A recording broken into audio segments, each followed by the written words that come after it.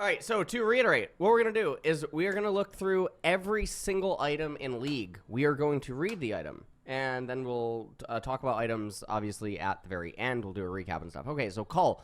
7 attack damage, 3 health on hit, and then Unique Reap. Killing a minion grants an additional 1 gold, up to a maximum of 100. After having killed 100 minions, grants an additional 350. Permanently disables this passive.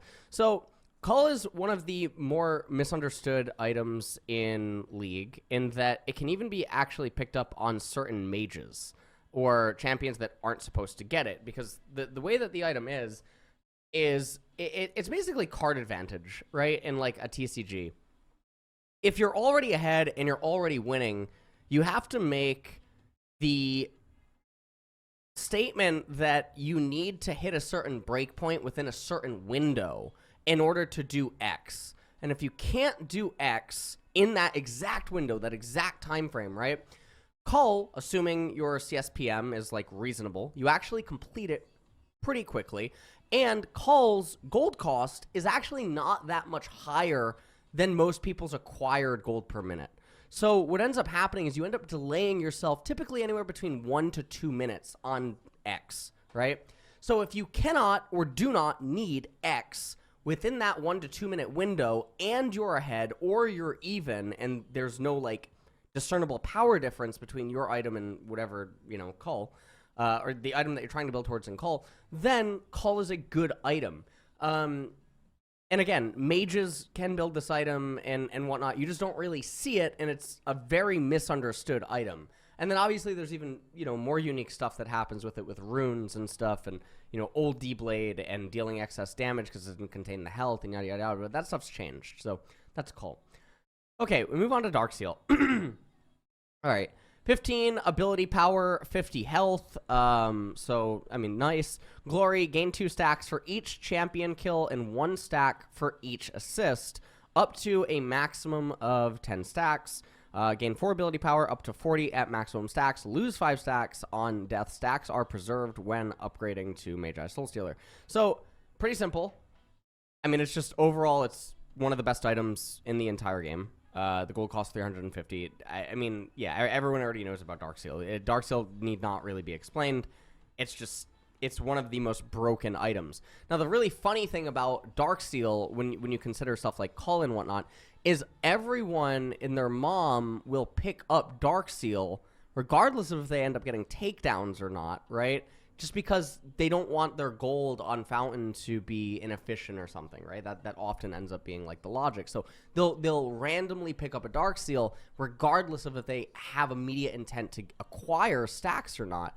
And the same thing that Cull does, where it stunts your mythic or your epic or your legendary, your epic, whatever that you're building towards, Darksteel's doing the same thing when you buy it early, right? You're just making a different claim, and then because of Darksteel's passive having immediate impact when you get a takedown or something like that, you feel it right away, whereas with Cull, its feeling is kind of hidden unless you understand, like, again, in TCG, card advantage or card draw, you know, these types of things.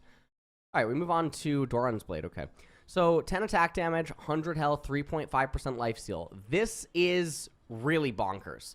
So I knew that apparently the starter items had been buffed in Season 14, but I actually didn't know how much. And I was someone that didn't look at PvE, and I was undecided on if I was just sort of done with League, right, completely. And I think I made that abundantly clear. There's even a YouTube comment and stuff. A lot of people seem to think that I just outright said that I was retiring and that I was gone and stuff. But I was, you know, in an indecisive period. So literally for 2 months since Final ended, I basically didn't look at League of Legends. I didn't see anything. So Doran's Blade going to 10 AD, 100 health, 3.5% lifesteal. This is a pretty nuts starter item. But is it inherently better than Longsword? And no, not always, because again, it goes back to the original argument between those two specific items, which is Longsword ultimately is saving you. You know, I mean, you factor in the gold of minion wave plus minion wave non-canon plus canon wave, etc. Or you factor in assumed GPM, etc.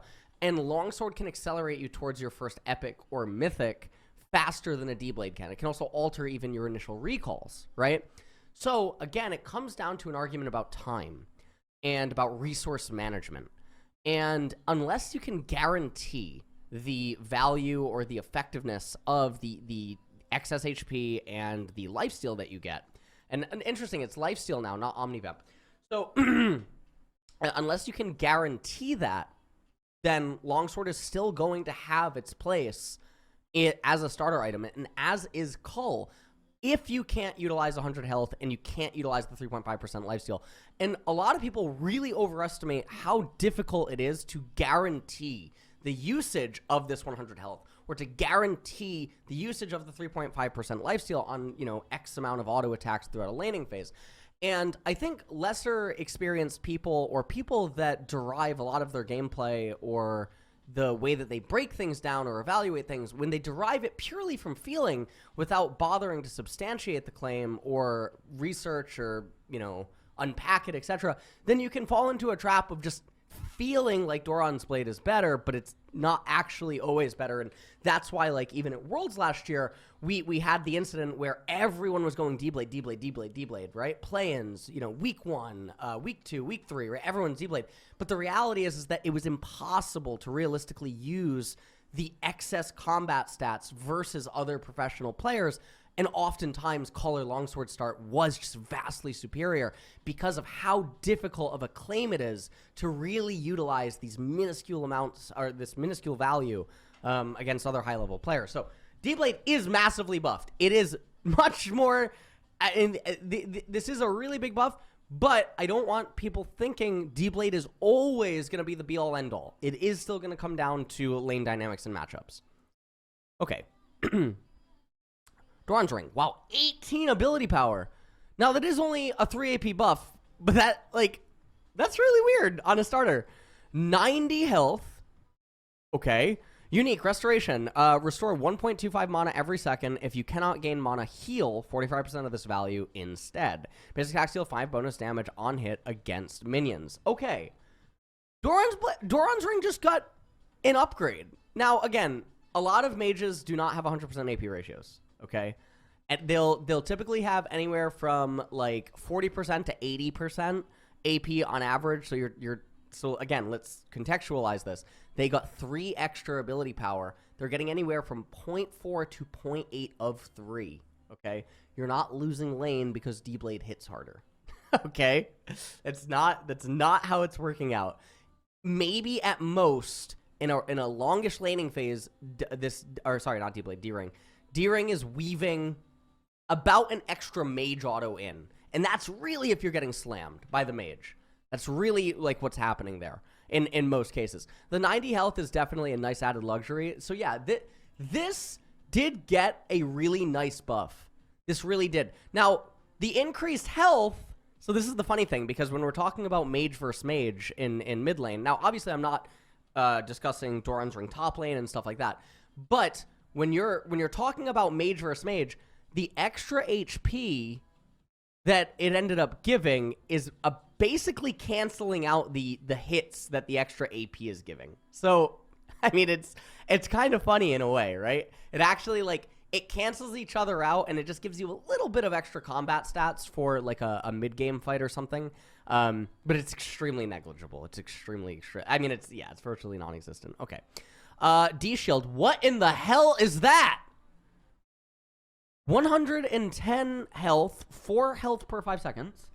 After taking damage from a champion or large monster, gain health regeneration equal to 0 to 45 based on current missing health over 8 seconds. Reduced to 66% effectiveness if owned by ranged champions or when triggered by area of effect, damage over time, or proc. Basic attacks deal 5 bonus physical damage against minions. Okay, so, I mean, this is just a nuts. I mean, it's still just nuts. It's still just the best Doran item. I don't even understand. Yeah, I actually don't. I don't understand. This is so much health. This is so much health, and the passive is so obnoxious. After taking damage from a champion or large monster, gain... This is just really weird. It's making me think that D-Shield, D-Blade, as like a starter, could just actually be too oppressive. in certain like top lane matchups, even bot lane. Even bot lane. This might be too oppressive. In some matchups, going D-Blade, D-Shield might be too strong for some matchups to try to hold up to. Like, I'm talking about mostly bully lanes. Mostly, in theory, I'm talking about, like, heavy bully lanes. Now, obviously, what this is akin to is this is akin to the very old, and anyone who's watched the stream since, like, 2020, 2019, etc., you know, we talked about this all the time, the triple and quadra Doran's Blade build, right? When Crownie used to be on the stream, and I used to try to get him to do it, and no one else was doing it, so Crownie wouldn't do it. And then, you know, the MF stuff showed up with the triple and quadra Doran blades. And there was also, you know, of yesteryears, there was the double D-Blade Vamp Scepter type approach to the lane. These are really oppressive stats when you combine them for the cost. And I wonder if it's just too much for something to handle, you know? All right. Let's move on. Okay. Okay, Guardian's Blade. So what is this? Wait. The hell is this? Oh, this is ARAM. Oh, it's ARAM. Okay. All right, Guardian. Okay. X. Dustwalker Hatchling. Okay, this is the starter. I don't think anything's changed, right? Yeah, nothing's actually changed. Basically, the TLDR is green is just almost always the best. And I think that was, I think that was one of my original assessments when the pets first came in.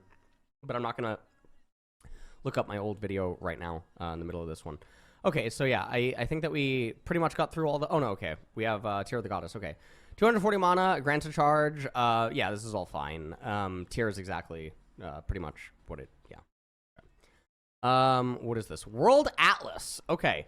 World Atlas is a starter item in League of Legends. It is exclusive to Classic Summoner's Rift 5v5. Okay, let's take a look at what this is.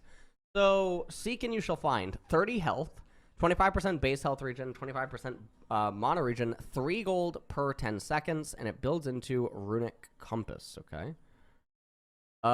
Unique. Quest. Grants a quest charge every 18 seconds up to 3 charges when an allied champion is within... Okay, so kill a nearby minion by any means, granting 20 gold to the nearest allied champion, damaging a minion below, okay? Damaging an enemy champion or a structure with a base attack or ability, or granting you earn 500 gold to this quest to automatically go into Runic Compass, okay? Now let me click what Runic Compass is. Okay, so Runic Compass is 100 health, 50 base and mana regen, and unique ward. Consumes a charge. Oh, wow. Well, I mean, it's just obvious about double support item now. There's, like, way less conditions. The stats are, like, very streamlined. Bounty of Worlds. What is this?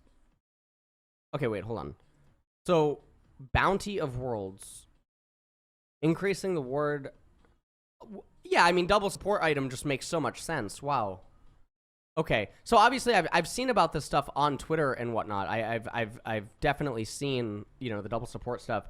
Consumes a large ward to place a stealth ward at the target location, which grants sight. Yeah, I mean, okay, so it's just it's too much going on for its cost, and definitely there's going to be lanes where you should just go double support item. The problem with double support item is it's extremely misunderstood. Most people didn't know how to execute it. They didn't know how many minions they were supposed to kill, how to do stuff with certain waves, and all this other type of stuff. And a lot of people are seeing Lucian do it now, particularly with Nami. And one of the things that's really funny about this is Vigar V2 actually had a PowerPoint. So this is a little story. He had a PowerPoint that showed how to do double support items so that Nami would actually acquire her mandate faster than, you know, Lucian would. And because Nami was the main bread and butter of the combo, and Nami getting the gold faster and acquiring her item faster was actually more impactful and had more, you know, had more, why am I blanking on the word? Basically, it translated into more power inside of the lane. And he presented this PowerPoint, and just because, again, no one's doing it and all this other type of stuff, it just was not adopted and picked up. And it's just very, very, very sad because you're able to demonstrate its effectiveness. And obviously, this item is absolutely bonkers. Okay. Okay, that is it for the most part, right? So that is it for all the basic items. All right, great. So that's it for the starter items. All right. So, all right, let's turn on Twitch chat. Music's loud?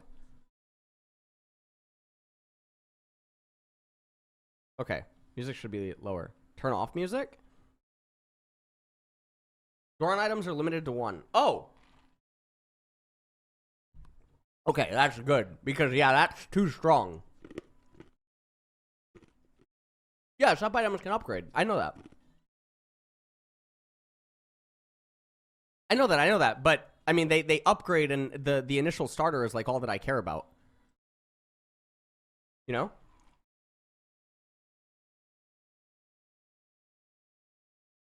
Okay. Yeah. Okay. That's really good that you can't stack. That's really good, though, that you can't stack, whatchamacallit. Okay. All right. Let's go into... well, I go over the upgrades later on. I mean, let me just go over them right now, actually. Oh, Shibai.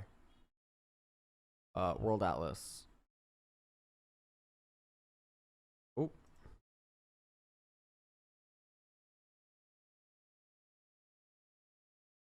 Wait, where do I... Oh, okay. All right, here we go.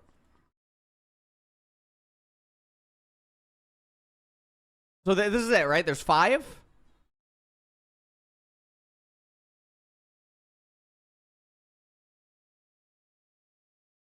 There's 5.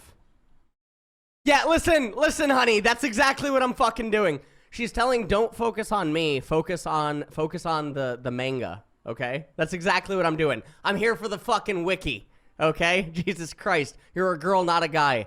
Barking up the wrong fucking tree. All right, so... so there's 5 starter items, right? There's 5 starter items. There's... What the fuck? What are we doing? This is awful. Holy. Holy. Okay. Targeted ads.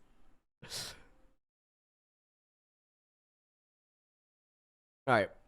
So there's 5, right? How do I get ad block? No, I can't use ad block. I'm a content creator, guys. How do I turn it off? See, I don't even know. I'm a boomer. How do I... Is there ad block built in?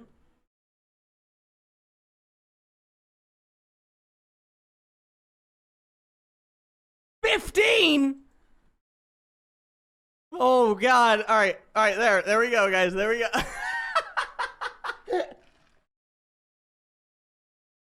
I will donate to the site. I will donate to the site because I feel bad. Is there a link? Normally, these types of sites have, like, donation buttons.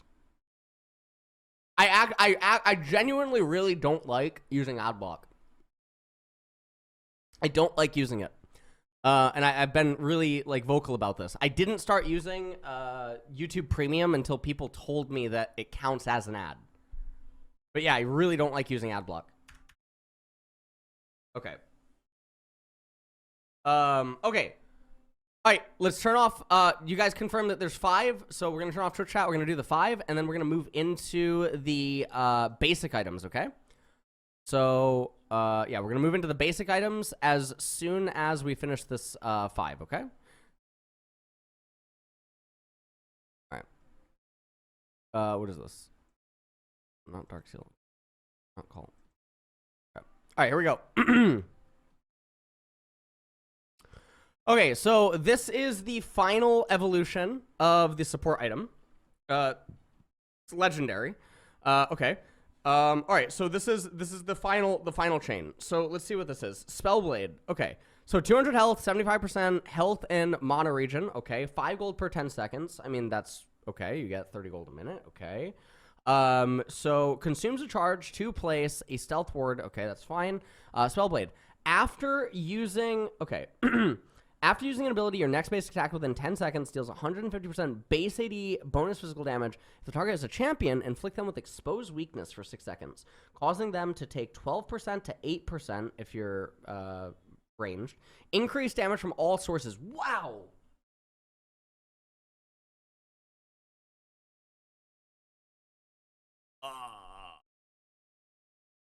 Okay, that's nuts. Okay, wait. Okay. All right. Celestial opposition. All right. Let's take a look at this one. Blessing of the Mountain. Become blessed to reduce incoming champion damage by 30. Is this an active? Oh, it's a passive. Okay. Become blessed to reduce incoming champion damage. Let me pause this. I don't know why this is here. Okay. Become blessed to reduce incoming champion damage by 35 to 25%, lingering for 2 seconds after taking damage from a champion. That's really hard to control. Losing blessed causes you to unleash a shockwave around you that slows nearby enemies for 50% for 1.25 seconds. 20 restarts upon taking damage. Cooldown. Okay. So it's kind of like a mini aftershock, but it goes on cooldown. It's really heavy. It's hard to control. Very situational against some team comps. So if you're against a lot of melees, they don't have a way to pop this as you're approaching as like Leona, right? Or something. Or like even Nautilus, Alistar, right? If they can't pop it and they can't just permaset it on cooldown and stuff. Now, the reason that I'm saying this is because, you know, we see things like we see Azir players building Banshees versus Corki, okay? We see players building like Banshees there versus Ezreal Corki Jace or something like that, right? And it's not doing anything. And the shield doesn't have any value. The shield, this has to have some value in order for you to get it. You cannot take this against range composition.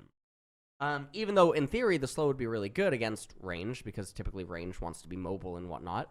But you don't want to do that. You want to primarily tank this against, like, the meaty skirmish comps. And you want to do it versus them, okay. So we move on to here. Okay, so what is this? Solstice Sleigh, okay. So the active is the same, health, everything the same. Going sledding. Slowing or immobilizing an enemy causes you and the nearest and most wounded ally to heal for 120 and gain 90 bonus movements, hang over 4 seconds. So it is a 20-second cooldown. It gives you and a nearby ally almost a free ruby crystal. That's the way that you have to look at it. And the slowing. Now, the thing is like, you look at Celestial Opposition, right? You reduce incoming damage by 35%. So, depending on what spellcast you're getting hit by, you're actually, the 35%, if you're a melee champion, because, I mean, you're not taking this as ranged, right? So, depending on what champion you are, sometimes this 35% is just always a greater number than the 120 heal. And that's just how it is. Now, the 90 movement speed is really valuable, right? So, obviously, okay, I really like what Riot's done here. Because we're only 3 deep, we have 2 more to go, and it does seem like it's allowing you to actually spec for the game. And that's something that I've always wanted for itemization. I wanted itemization to be skill expressive in itself. And unfortunately, from watching pro play, co-streaming it, live viewing it, etc. for the last 5 years, what I ended up realizing that it truly is skill expressive, and that it's impressive how many people manage to fail at it. So, in that regard, I like how itemization is getting a form of skill expression. Okay. Zak'Zak's Realmspike, or Zak'Zak's, whatever. Okay. Consume. All right. Let's see. Void Explosion. Dealing ability damage to an enemy champion creates an explosion at their location after a 0.5 second delay, dealing 50 plus 15% AP. So let's think of Xerath's support. How much AP is Xerath's support getting? Maybe he's getting 300 in a really big game. Okay? Because this item itself isn't giving you AP, right? So maybe he's getting 300, all right? So what really is he getting there? So he's getting a 95 damage. He's getting a 95 damage hit, okay, plus 3% of the target's maximum health magic damage. Okay, so he's getting a 95 nuke. And capped at 300, and it's a 6-second cooldown. Which is almost lining up with his ranged abilities. Or, like, his abilities cooldown. That's actually pretty good. This is really good for, obviously, poke champions. Now, dealing ability damage to an enemy champion creates an explosion. This is also pretty good for, like, an offensive version of, like, Senna. I would imagine. Let me think. I mean, obviously, the exposed weakness thing. So, okay. Here's the thing. So, the exposed weakness for the AD champion, this is pretty interesting. Because you then have to make the claim. So in that regard, for like Senna, right, or a champion that would maybe also use Zak'Zak's Realmspike. The math that you have to do here is 12% plus 150% base AD. So it doesn't have a lot of base AD. Is this number greater than the number that Zak'Zak's Realmspike is doing? And the answer is yes in most cases, right? Just because the expose, I think, is just going to add up to greater than the 3% of the target's maximum health. But it is a fantastic item, obviously, for like poke ranged mage supports like Xerath, Vel'Koz, these types of things, okay? Dreammaker. Okay, so this is the final one. Let's take a look. Every 8 seconds, you gain a blue dream bubble and a purple dream bubble, granting a heal or a shield to an ally champion, excluding yourself, causing you to blow both of your dream bubbles to them, empowering them for 3 seconds. Oh, it empowers them, absolutely. Oh, my lord. Okay, the blue bubble reduces the next instance of damage they take by 140, and the purple bubble grants them 90 bonus magic damage on hit. Okay. Every 8 seconds, you gain a blue dream bubble and a purple. Okay. Granting a heal or a shield. So you get both, but you don't give it to yourself. Oh, sorry. Okay. Oh my god. Granting a heal or a shield to an ally. Okay. A heal or a shield. Okay. So you can give them a 140 shield or 90 bonus magic damage on hit every 8 seconds. I like it. Honestly, I like it. I like how diverse and subtly different all 5 of these support items are. Because you could easily have the same champion and build different items depending on the game. And I think that's awesome. Because I can easily think of certain enchanters that would use Dreammaker in some of the games. Right? I could easily see that. Absolutely. And then I could also see them using Solstice Sleigh. Right? I think that's fantastic in a lot of ways. I think this is genuinely really good. Now, I don't think that they'll ever use, like, Bloodsong or something like that. So I guess we're probably going to have a range of 2 to 3 options. But yeah, I mean, these items are really good. These items are very good. Okay. Now, which ones do I think are the most broken, or I think that they have the most practical nature? Well, it depends. Dreammaker, in a lot of ways, is just going to be uber consistent. That's just the reality. You're probably only getting 1 to 2 procs of it per team fight, though. But that's still 280 damage shield, potentially, right?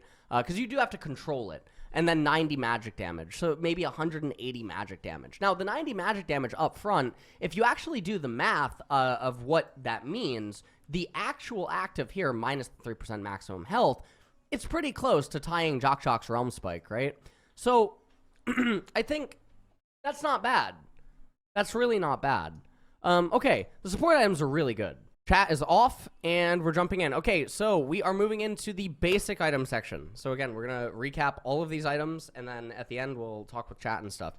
And we're mostly doing this because a lot of items did change, and then we'll just talk about, like, basic items, how to think about items, and stuff like that. Okay. So, Amp Tome. Okay, gold cost is 400 for 20 AP. This is... So, you guys might not think this is important. This is potentially 2 CS faster.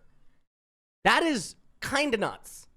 That's actually a really big deal. This is 2 CS faster, which is funny when you're like laning or something and you have like a recall and whatnot. I think that's funny. Okay.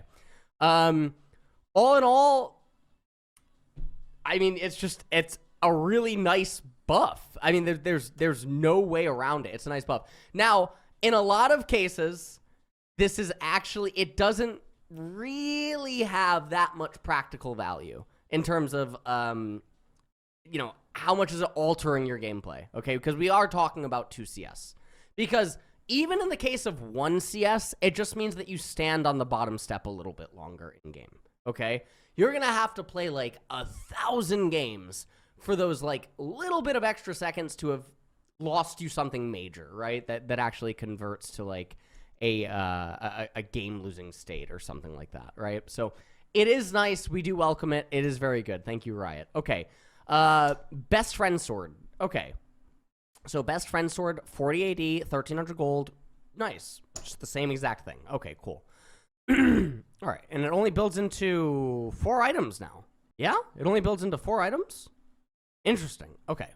All right. Blasting Wand. 45 ability power for 850 gold. Okay. Okay, this is very nice. So Blasting Wand is buffed. Blasting Wand is just buffed. That's really nice. Now, this is obviously the pickaxe for AP champions. Now, the thing about Blasting Wand and the thing about mage items in general, if you guys watched my old YouTube video or you saw the TikToks and stuff on my TikTok channel where I went over mage items and stuff, Blasting Wand is just a feels bad item in most cases. It doesn't quite pack the AP that you wanted it to. Now with 45, though, I will say that it is quite nice. It is that much closer to the Needlessly Large Rod. But it didn't quite pack the punch that you wanted it to, and it's just sort of an inventory hog in the sense that it's just bogging down your inventory, right? You have your potion, you have your D-ring or something, you have your dark seal, you have your boots, and you have the items that are trying to be built towards your legendary, and it's just, it is an item bog. Okay, but it's a lot, yeah, definitely good now. Okay. All right. Cloak of Agility. This builds into everything. Gold cost 600 and 15% critical strike chance. Okay, this is totally fine. Cloth Armor, 300, still 15 armor. Very good. Dagger, 300, 12% attack speed. Still fine. Okay, we're just going through it. 250, 50% base mono region. Pretty bad item. Never really has any value. The only time where Faerie Charm as a base item actually had value were in, like, the really weird things with, like, Yuumi. People might remember, where you would go like triple Faerie Charm or something, right? And then you would just slowly build it into Yuumi's items, and you would do that to obviously mitigate the problem that Yuumi had with her mana in early laning phase. And that was a very creative way to do things, right? You'd go double Faerie Charm, just literally right out the gate with nothing else.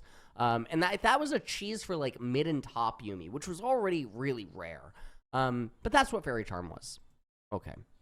New item I have not seen. You guys did show me this on stream yesterday during the co-streams, so that was cool.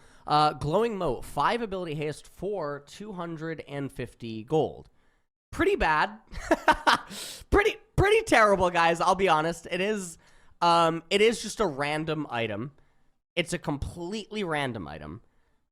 You literally only buy this if your back gets blown out immediately after returning to lane. I'm talking like you TP back to lane and you get ganked from 3 sides, okay? Like you walk up to your mid wave, you're excited to get the cannon wave that you just TP back to, and all of a sudden the jungler and the support both come out of the woods and, you know, you're forced to recall again and you have no gold.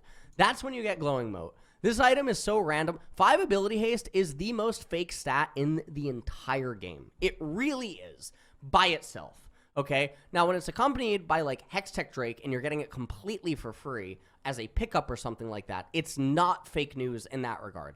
There's really limited interactions in League of Legends that require very specific ability haste in order to do really cool combos. So for instance, AP Twitch needed a certain amount of ability haste back in the day in order to do the double E with applying 1 stack or like full stack of his passive.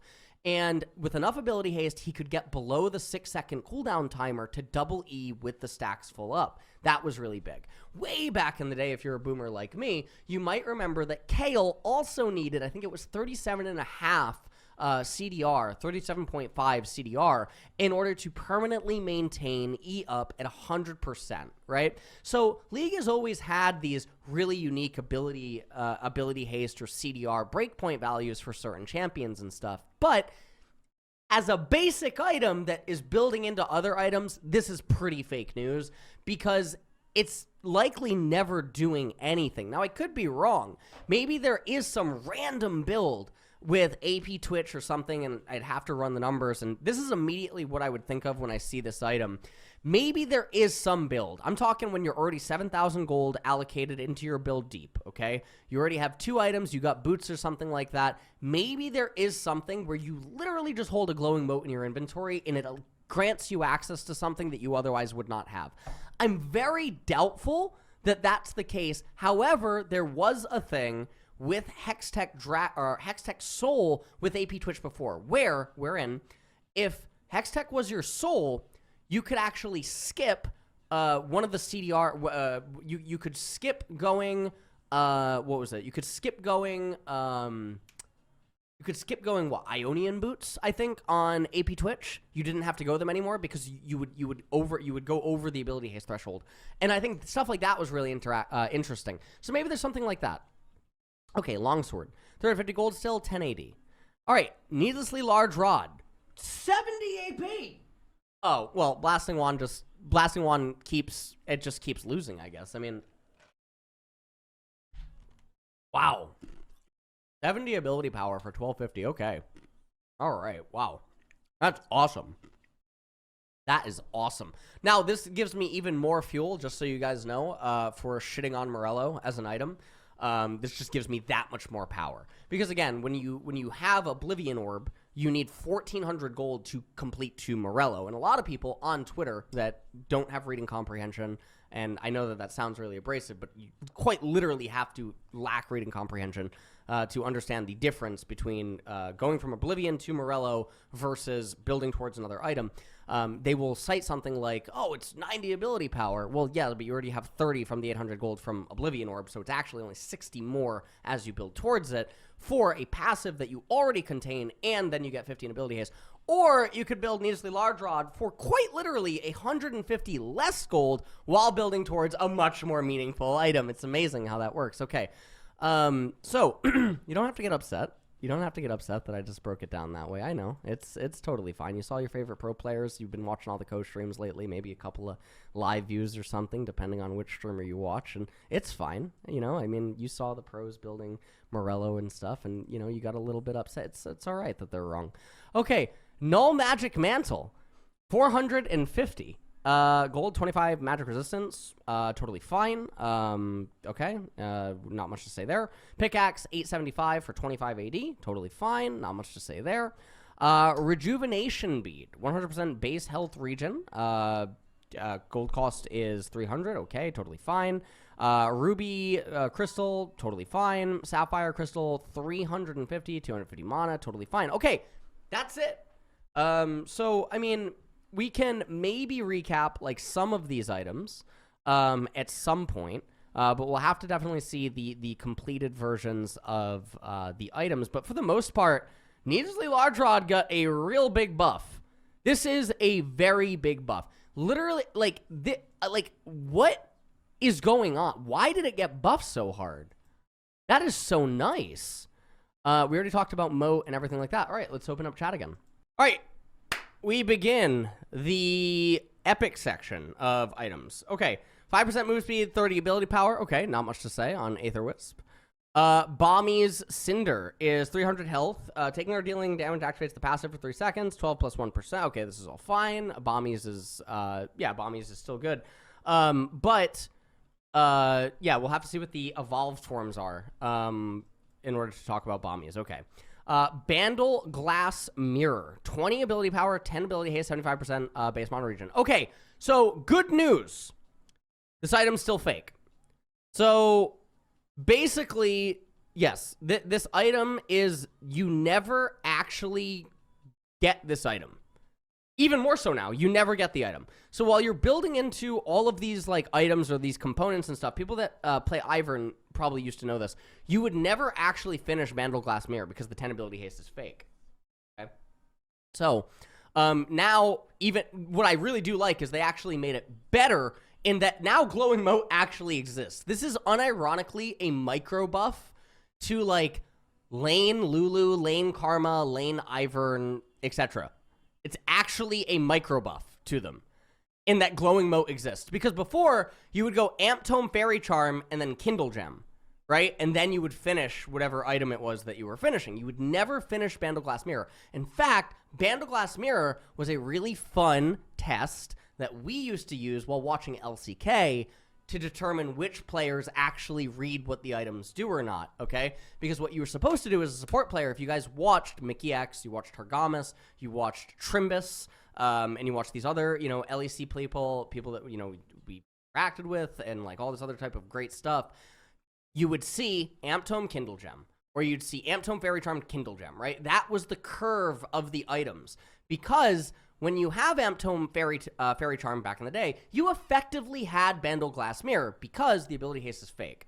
Now, with the inclusion of Glowing Mote, all of these enchanters get a really micro buff. Not only is Amp Tome easier to purchase by a little bit of gold, 2 CS, which actually I guess is more impactful for enchanter supports, but Glowing Mote exists, which means it is even more easy to effectively have the item. And this is something that I always talk about all the time. Items that can essentially be obtained through the recipe are oftentimes not really great items, okay? Now, what is an example of a great item that can't be obtained through the recipe? Rylai's Crystal Scepter. You cannot, under any circumstances, mimic Rylai through its recipe component items, okay? Even if the AP is a little close, the HP is a little close, it's not why you build Rylai's. Has nothing to do with why you build Rylai's. What you're seeking when you finish Rylai's and you complete it is you're seeking that slow. You're seeking the utility. You're seeking the effectiveness of that item. And you can't get it through its recipe components. What's an item that you can get through its recipe components? Bandleglass fucking Mirror, okay? You can get the AP, you can get now effectively the ability haste, and you can get the base mono region through its recipe components. Okay, what's another item that was also effectively its recipe components? Sunfire Cape. Now, I don't know if this has changed either, but Sunfire Cape was also one of the things that we attempted to point out in Summer and throughout Worlds, that pro players were not putting on their reading glasses and actually reading what item they were building. You could effectively get Sunfire Cape through Bami Cinder and the Chain Vest, and you basically had Sunfire's Cape. Items like this in League are typically really bad, and oftentimes they're not worth actually finishing until you've completed all your other items. What is another item that you can effectively get through the recipe components of the item and thus isn't actually worth finishing? Let's pass it over to Twitch chat and see if they can do what pro players can't. Let's take a look here. What item is it? Excellent. All right, guys, we're off to a great start. Everyone's saying Morello. This is great. You guys are doing real good. You guys are doing real good. Couple lasagnas in there, and that's honestly a pretty good answer as well. Aribo coming in hot with the Chempunk Chainsword, another really good answer. Great. See, we're learning here, guys. This is an educational stream, okay? It's a learning stream. LSAK learning stream. All right? Excellent. Great, great, great. Okay. All right, let's get back. Let's get back to, guys, remember. Okay? Excellent. Excellent. Remember, guys, the game has been paused. Okay. All right, let's move on. Okay. Blighting Jewel. Okay. 25. All right, so it's 1,100 gold. So the gold cost has come down. 25 AP, 13% magic pen. I mean, the gold cost came down, which is nice. You guys remember Blighting Jewel was an item that I really did attack. Okay? It does build out of an Amp Tome, and it is 700 gold. So it's more acquirable now than it was once upon a time. The AP doesn't feel, 25 AP, 13% magic pen, it's a little bit buffed. Still not something that we're going to ride home about. Still not something that we're going to ride home about. Because again, let's contextualize, what is 13% magic pen? Well, depending on what champion you're hitting, it's about 3.5 M pen, right? If you're an assassin or something like that. Now, if you're hitting, a beefy boys typically don't build MR as their first item. So you're getting like 10 M pen or 13 M pen, something like that. You're getting about 13, 15 M pen, right? That's what you're getting from this item. Now that's kind of good for 1,100 gold, right? It's like you're getting an extra Sork pen boots, specifically against those beefy boys. So that's not bad. And honestly, now with this gold cost, this does line up a lot better with regular GPMs. So yeah, it's a lot better. Okay, Bramble Vest, another item that is effectively the item that you're trying to get. Let me just make sure about that. Let me make sure they didn't change Thornmail. Yeah, okay. All right, we're good. So it is another item that is effectively the item that you're trying to get. Awesome, great. So 800 gold, 30 armor. If the opponent... Now, the main reason to get this item is when you're struck by a basic attack on hit, you reflect 6 magic damage. No one cares about the 6 magic damage, okay? No one cares about that, okay? If they're a champion, you inflict them with grievous wounds for 3 seconds. Here's the thing. A lot of people in pro play last year would build this against Renekton. Renekton could simply circumvent your grievous wounds thing by, or like whatever, by just simply not autoing you until the grievous wounds thing would fall off. Okay, you could do the other combo. Aatrox, very similarly, doesn't have to actually do the stab on you in order to do a full combo and just hit you. And even if he does do the stab, typically he won't care in a lot of situations, right? But there's definitely ways to play around this. Now, with Bramble Vest and a lot of other champions, there's certainly ways to play around the Grievous Wounds passive, and that is just a reason that the item being rushed by so many people, particularly like on Orin versus like Renekton and these types of things. In fact, we even saw it actually yesterday, but there might have been an argument to get it for the reflect damage versus the minions, where Bwipo is using it while proxying against the Aatrox. However, had he built it specifically for just the Aatrox, it would be a really bad item pickup. But if he's actually using it for the reflect damage while doing the proxy farming on Udyr, that actually has a little bit more merit because it is an interesting item in that it allows you to deal damage to the minions and obviously be more durable against them while proxying and stuff. But really good in that it's another item that is effectively the item. Now, don't get confused. Warden's Mail is not effectively Frozen Heart or Ronduin's, even though it's in the same category for these like mini items that people pick up in early laning phase to sort of handicap the opponent. Okay, Catalyst of Aeons. Let's see how bad this is. Oh, this is terrible. 1,300 gold. Okay, so 1,300 gold for 300 mana and 300 health, and you are stuck on this thing. Has an absolutely atrocious recall because Sapphire Crystal is generally just, it's an awful recall. Okay, Ruby Crystal is just a good item. It is one of the better items. Sapphire is a really ugly recall, so really what this is 900 gold. Okay, so you're sitting on a Ruby Crystal and 900 gold, and obviously this is for battle mages, but outside of Rise, a lot of the battle mages are actually not particularly great farmers. And other battle mages just simply, well, I mean, I guess there's Cassiopeia as well, you know, but typically there's going to be other items that Cassio is going to want in a lot of instances. Now, again, restore mana equal to 70% of pre-mitigation damage taken from champions and heal for an amount equal to 25% of the mana spent, up to 20 per cast. This is just a bad item. Okay, it really is. Just a bad item. All right. Rod of Ages, I mean, it eventually builds into Rod of Ages, but this as an item is terrible. Now, if this goes down to 1,100 gold, and you quite literally get it 2 minion waves, or you get it, if you get it 2 minion waves faster, that's interesting because of what that can do at certain level breakpoints. Because again, in early levels, let's say that you're level 5, you need 680 EXP to get a level up. That is a cannon wave plus a non-cannon wave in terms of EXP. Right? Almost. Not quite, but very, very close, right? If you're level 6, you're level 7 or something, you're looking at 780 to 880 EXP in order to get level up, all right? So, depending on if you're getting this item 2 to 3 waves earlier, you're quite literally getting it an entire level earlier, which means that the opponent's abilities are hitting you for less and all this other type of stuff, which means that the combat stats that the item is granting you is actually just going to be effective, much more effective. So, Catalyst of Aeons is very good. In those situations. The gold cost on this item needs to come down by about 200. Okay. Caulfield's Warhammer, 25. Attack damage, 10 ability haste. Okay, it's staying the same. Chain Vest, 40 armor for 800. Okay. Crystalline Bracer, 200 health, 100 base mana regen. A pretty bad item. Let's just be really honest here. This is also... guys, another test for Twitch chat and a test for wherever you're watching this. What item is this identical to that we've already gone over? What item is this?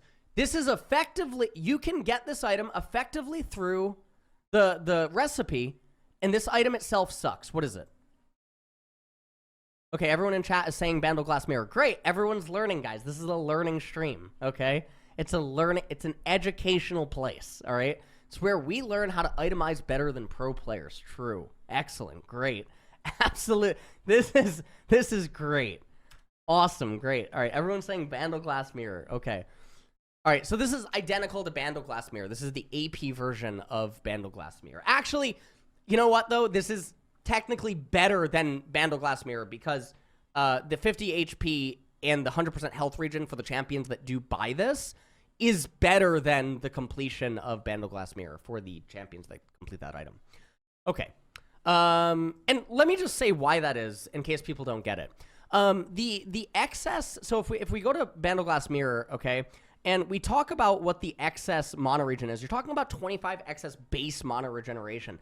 That is still going to be really difficult to convert into a meaningful spellcaster shield on the champions that build this item, because typically if they already have Faerie Charm, they're not really that hard-pressed for mana anyway. It's not really doing anything. It's not changing anything. You're not getting an extra spellcast because it's so rare that you're going to recall with exactly 0 mana.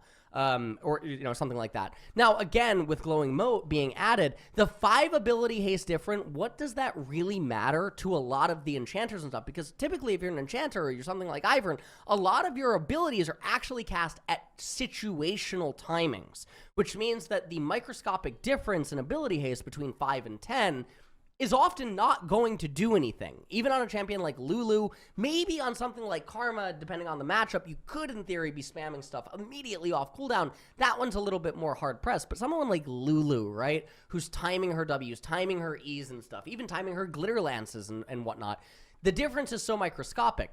Now, let me find where Crystalline Bracer is. Now, you go to Crystalline Bracer and you think about the champions that build Crystalline Bracer, that 50 HP does actually have immediate value. They might even have Grasp of the Undying or something like that. They might have abilities that deal excess damage or, you know, items or something that even deal extra damage up front because they have more HP. And then the excess base health mana regen combined with the 50 extra HP, it is just going to have a lot more practical value than everything Bandleglass can offer. And that's the way that you read the 2 items and you think through the situations and realize that, you know, this item is just better. Okay, Executioner's Calling. Really good situational item. Identical to Oblivion Orb.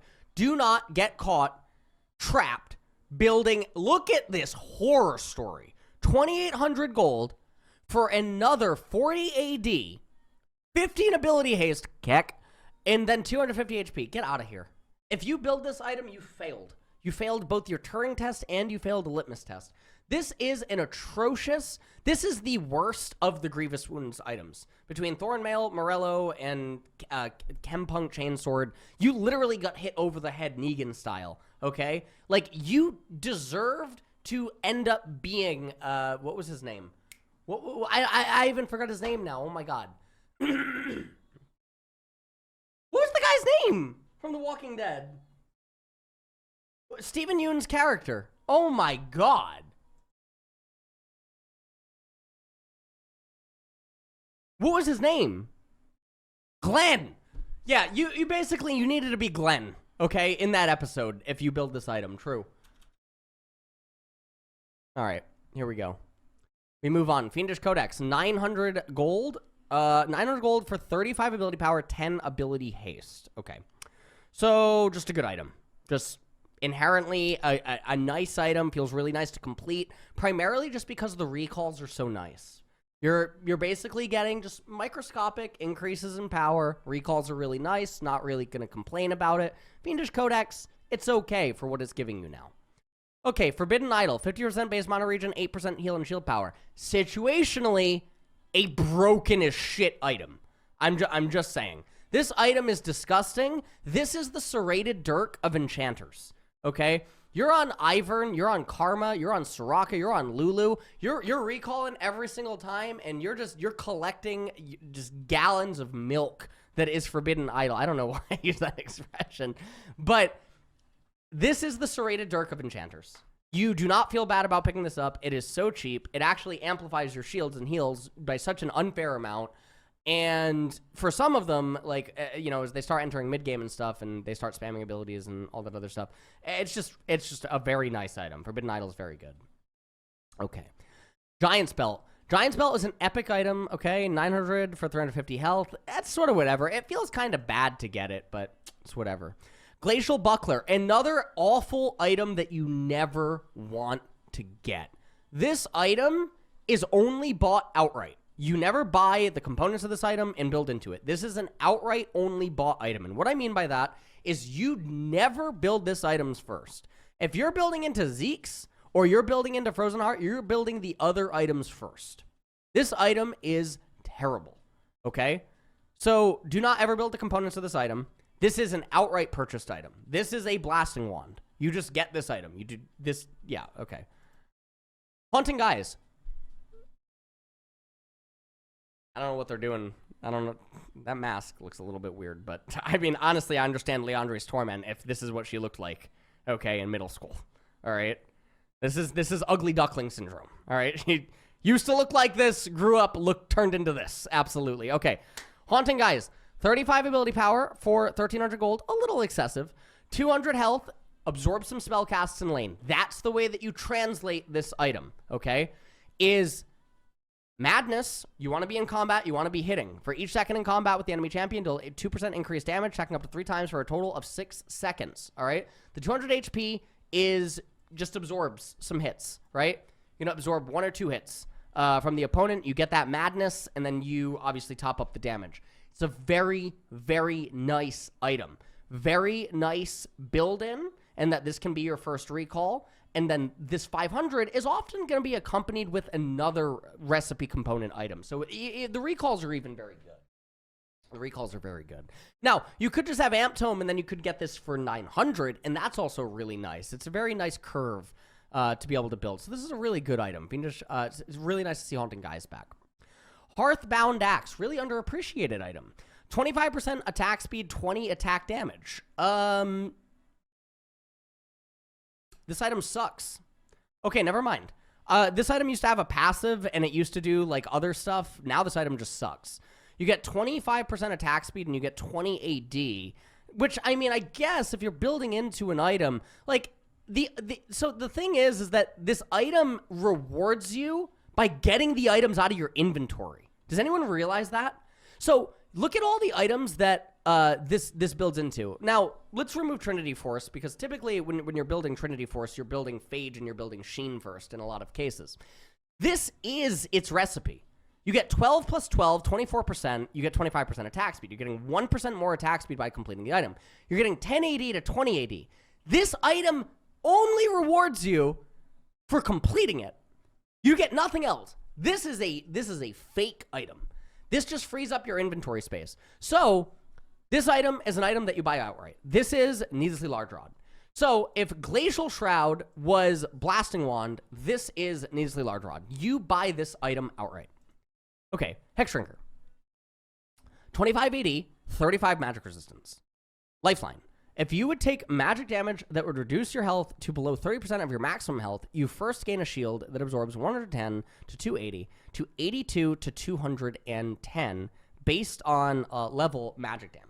Okay, cool.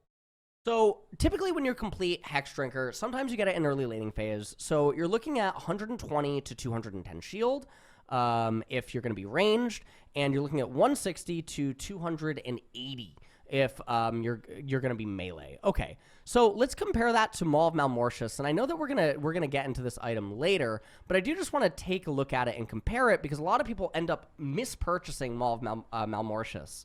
So here, you're going to get a shield that absorbs 200 plus 1 or 150. Here, you're just getting a flat shield. So you're getting 200 plus 150 plus 225% or 168% bonus AD. Now, how much bonus AD are you really getting when you finish this item? You're probably going to have, like, what, 100 and... You're probably going to have anywhere from 160... Right? Now, typically, Maw of Malmortius is purchased on ranged champions. You're going to have like 160 to like 200. Now, the shield is quite nice. Okay. Like, you're looking at like a 350 shield or something like that.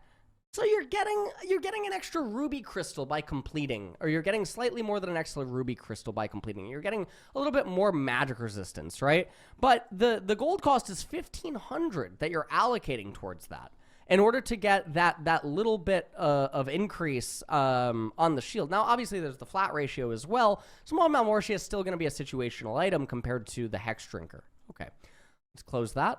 All right. Hextech Alternator, 1,100 for 50 AP. It was not that high before.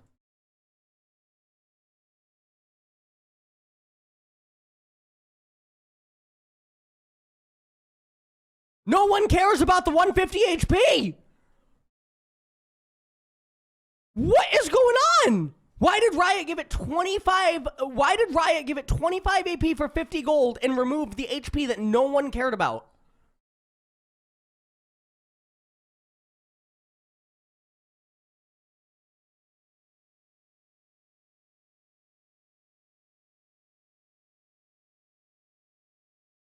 It's giving you an extra ability cast in lane on a 40-second cooldown. 50 AP. But it does look like it's building into... Okay, I gotta look at some of these items to see which one are first items, because these are definitely not first item. Shadowflame's not first item. Okay. This is a really disgusting lane component item. Oh my lord. Wow, this is powerful for nuking. Okay. Wow, that's a huge buff. Okay. Kindle Gem, literally just one of the nicest items in the entire game. It's literally, like, I'm trying to, like, think of what this is in, like, analogy terms. This is just a staple.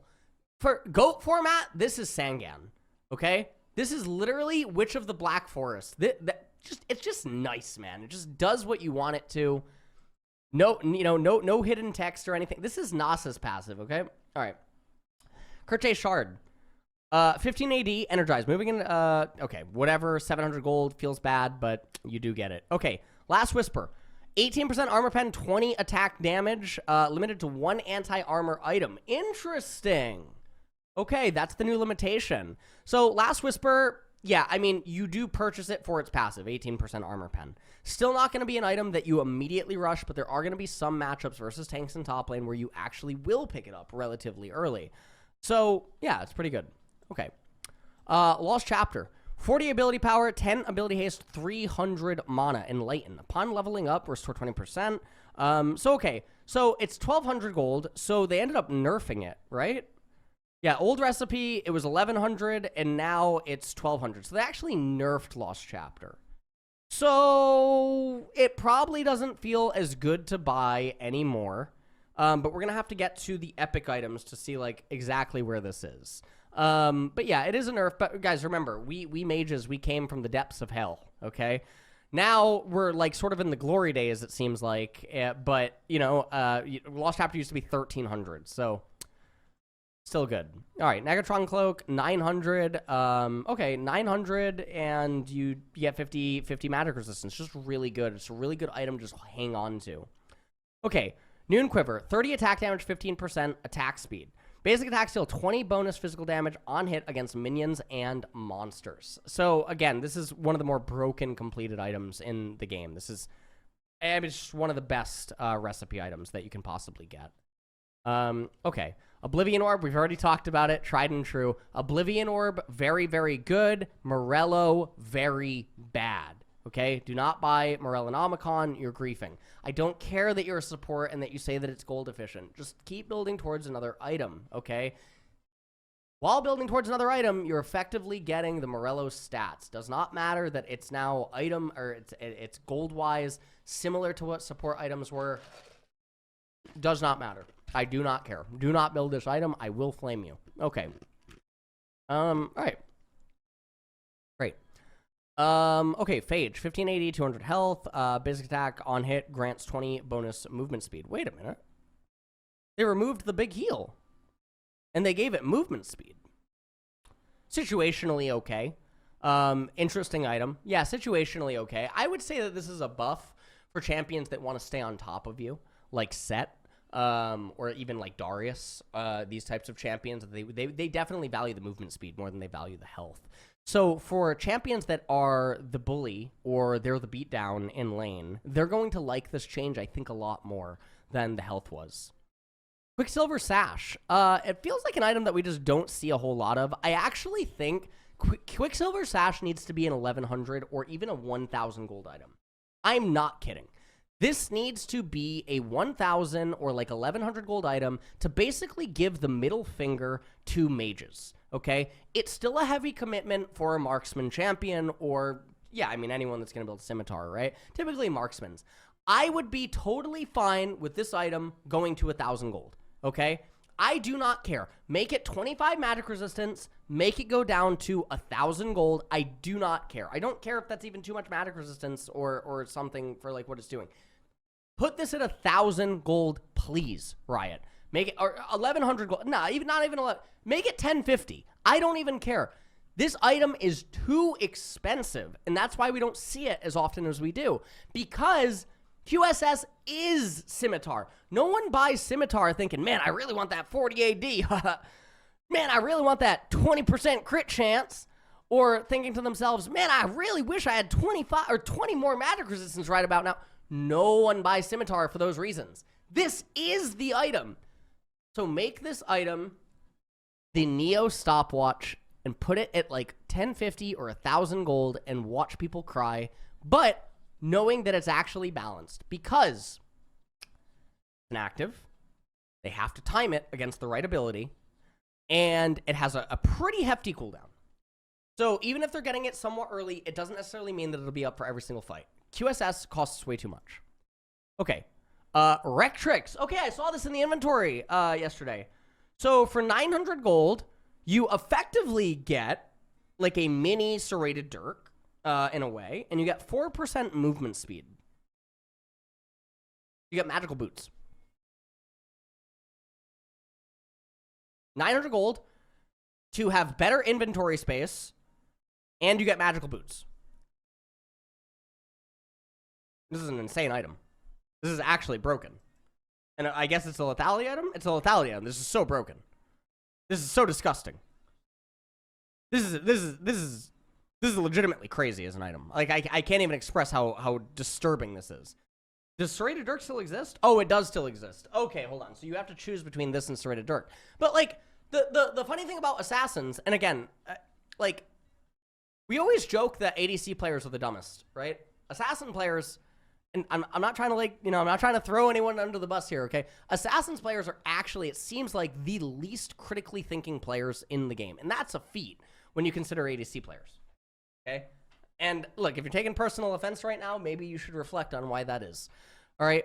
Assassins players, every single fucking recall, longsword. That's it. Every single recall. They have nothing to think about. They had the best recall in the game for what, the last 4 years? 350 gold. 350 gold for the last 4 years is what all of their recalls were. They had the single best recipe component item in the entire game, Serrated Dirk. And for a little bit more gold, did they get tired of stabbing people with the prison shank? Let us get you the Last Whisper. Okay? Like, it made no sense. They have, all of their recalls are identical. They're all the same. Longsword, longsword, longsword. Oh, Serrated Dirk. Longsword, longsword, longsword. Oh, Last Whisper. Longsword, longsword, longsword. Oh, another Serrated Dirk. Longsword, longsword, longsword. Oh, Serrated Dirk. That's it. That's all their recalls. They have there's no creativity with their items. This is just disgusting in that their itemization is actually rewarded for doing nothing. And it's so strong. Okay, Recurve Bow.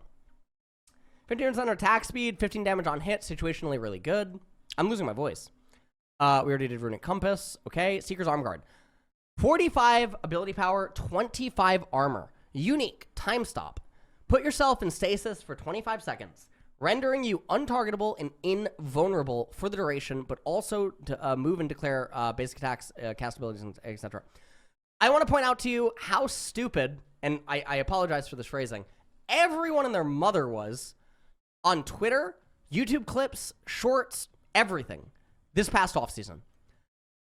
When Seeker's Arm Guard and Zanya's Hourglass first came out, everyone saw, like, I think the active, and they saw the resistances, and they said, that's a really good item. Wow, it's a good item. It's not just the mage class now, right?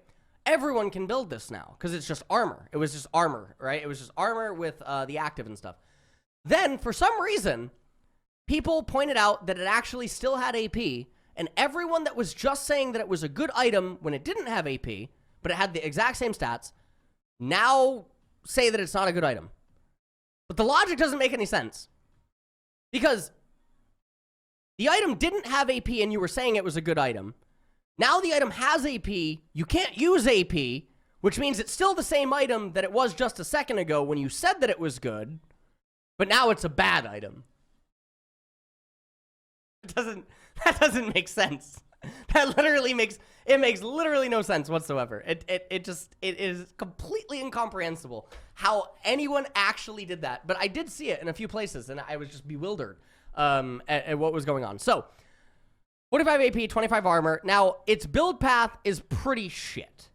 Okay. Also, it is a one-time stop thing. So this is a pretty bad item. This is a bad item. This item sucks. Now, Zanya's is still going to have to be something that you do build into. Zanya's does still have 120 ability power, okay? The armor does go up a little bit. The AP also does go up. I mean, the AP does go up a considerable amount, but this is 1,600 gold, and then Zanya's, how much is it? Zanya's is 3,250. You're spending a lot of gold to get Zanya's. So in yesteryears, previous seasons, etc., people would build Zanya's, and then they would do this thing where they'd get stuck. They would build Everfrost first, or they would build Protobelt first, or they would do something like that, and then they would build into Zanya's. And when you're building into Zanya's, you effectively get the item because the components of the item are the item, and all that you're seeking is the active. The same rings true here now, except the item's even more expensive. And it's even more difficult to get to that stopwatch because you have to actually commit to getting the stopwatch. This isn't one recall. This is 2 recalls. Zanya's as a second item rush is now even more painful to do. So we're going to definitely be on the lookout for Zanya's second. In fact, we actually had one yesterday in LCS, and had I actually read the items changes, I would have actually gone in even harder. I'm talking no lube on that itemization choice because it's actually that much worse now to build it second. Okay. Serrated Dirk, there's no way it's 1,000 gold. There's no way. There's no way that the order of operations on lethality was changed to now just be flat and not go by level, and the item got buffed.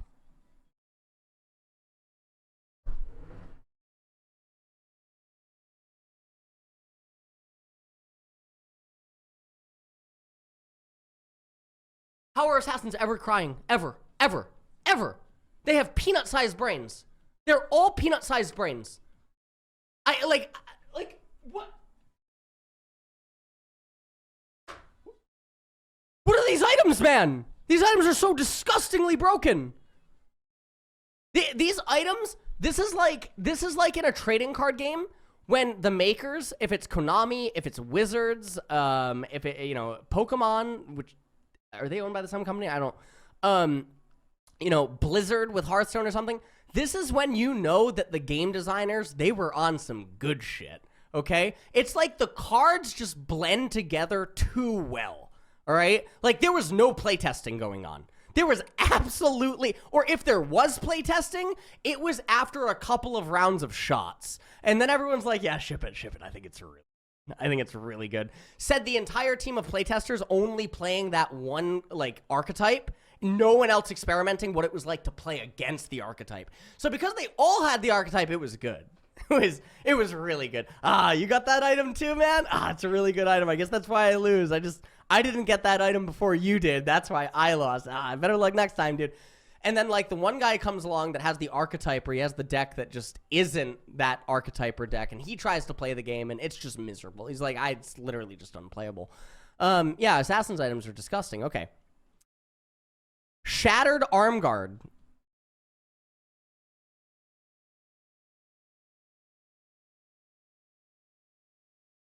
Terrible. This is actually terrible. Okay, Sheen. 1,000 gold. But now you get 10 ability haste. Let me think about that.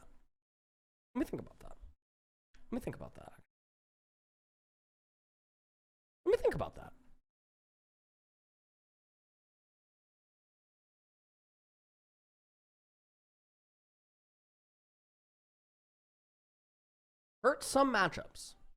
Some matchups where you wanted to go Sheen first, it does hurt them. Hurts some recalls as well. Hurts the patented 1100 recall on Ezreal. However, Ezreal also had a delayed recall in which he could get boots. Now he could forego boots and he would get 10 ability haste instead of getting the boots, and he would still aim for that identical recall. For Gangplank, This is definitely painful. This is definitely painful for Gangplank because he can't do some of the recalls. Now, for someone like Fizz, who's going to build this like second or third, for someone like Echo, who's going to build the second or third, or Echo, honestly, with that Hextech alternator Sheen thing, I'm not even kidding. Maybe that's like a thing. I don't know. I'd have to think about it more. Sheen plus alternator on some champions as just two items put together. It's just so much damage. It's so much damage and utility what the items are giving you. I'm going to say that Sheen is overall buffed. I'm going to say that this is, in mass majority of cases, a buff, and the champions that were rushing it at really specific timings, like Gangplank, they just have to adjust a little bit. And I think that's fine. Really nice change for Sheen. Really, really good. Okay. Spectre's Cowl. All right, fine. Steel Sigil. What the hell's this? Okay. Steel Sigil. 15 AD, 30 armor. This item is terrible. This is an awful item. Wow, this is terrible.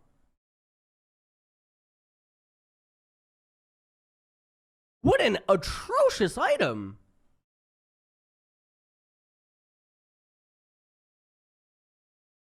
Listen to Death's Dance?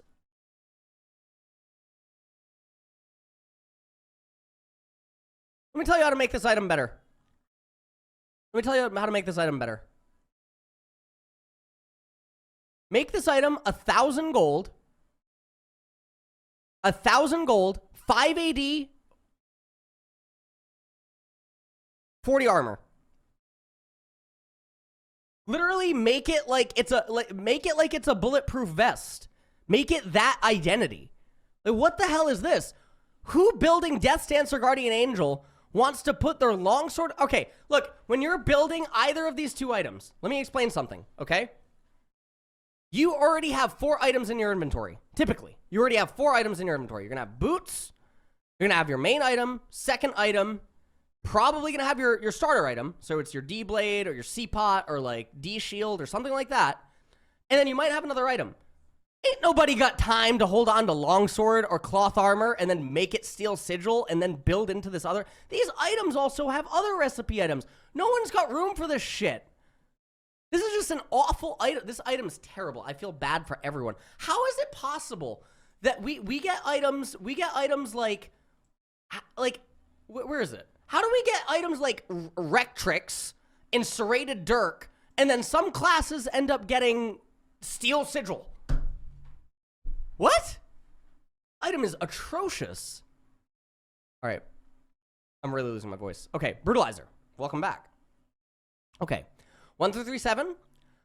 25 AD, 10 ability haste, 8 lethality. Builds out of Glowing Mote and Pickaxe. Really nice. The Glowing Mote doesn't really matter because it's really just building out a Pickaxe. Let's be honest.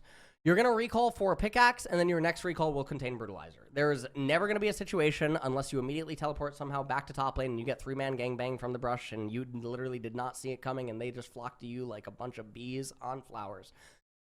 Unless that happens, you're never getting a Glowing Mote recall individually off as a champion that builds. Okay? So it is just Pickaxe. It's a really nice item. You upgrade it. You get the lethality. You get the ability haste. You get what you came for. It's just a really nice item. Okay. Tiamat, 1,200 gold, 20 attack damage, unique, Crescent, active, 75% AD physical to enemies within a 450 radius, 10-second cooldown. Unique, cleave, basic attacks on hit, deal 40% or 20% AD physical damage to other enemies in 350 radius centered around. Amazing item. 1,200 gold for this is absolutely fantastic. It's at a perfect gold cost where I think that it's really balanced, and it does exactly what you want it to do.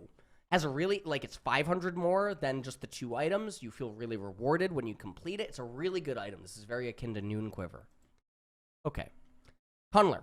1,100 gold. 15 AD, 250 health. 350 recipe.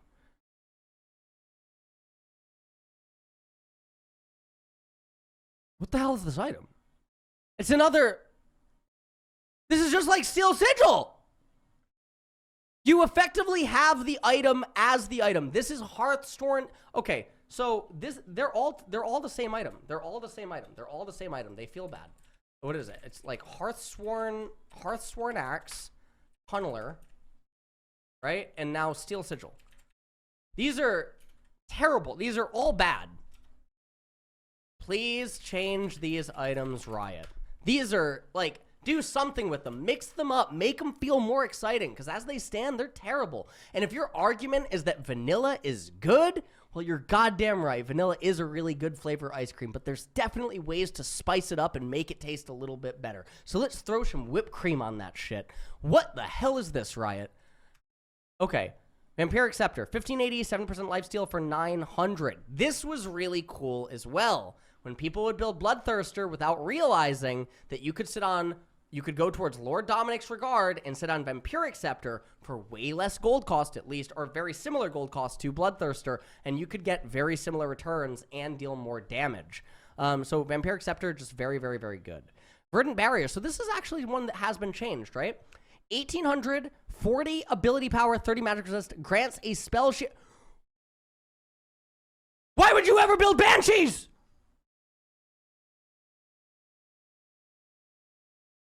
Oh, okay. I think Morellonomicon was a fucking banshee in its life, and this was its fucking garment. Holy shit. We found the Morello. There's 2 Morellos now. There's 2 Morellos for me to complain about. I'm so excited. I am so fucking excited. I have a new item to bitch about. I'm so excited. No. I turned on the chat for this one. I turned on the chat now. It does not matter about the cooldown being lower. You're going to get 1 cooldown per fight. No. You're getting 1 cooldown per fight, guys. It's 30 fucking seconds. You're not getting 2 actives per fight. Oh, no. No, it's not 120 AP. Don't get caught by that. The gold difference between this, okay? The gold difference is 1,300. You can literally just buy a needlessly large rod and basically get the AP. Oh, no. No. Nope. Oh, we're so back, guys. Oh, I got a new item to complain about. And it's green. This is perfect. Riot knows me.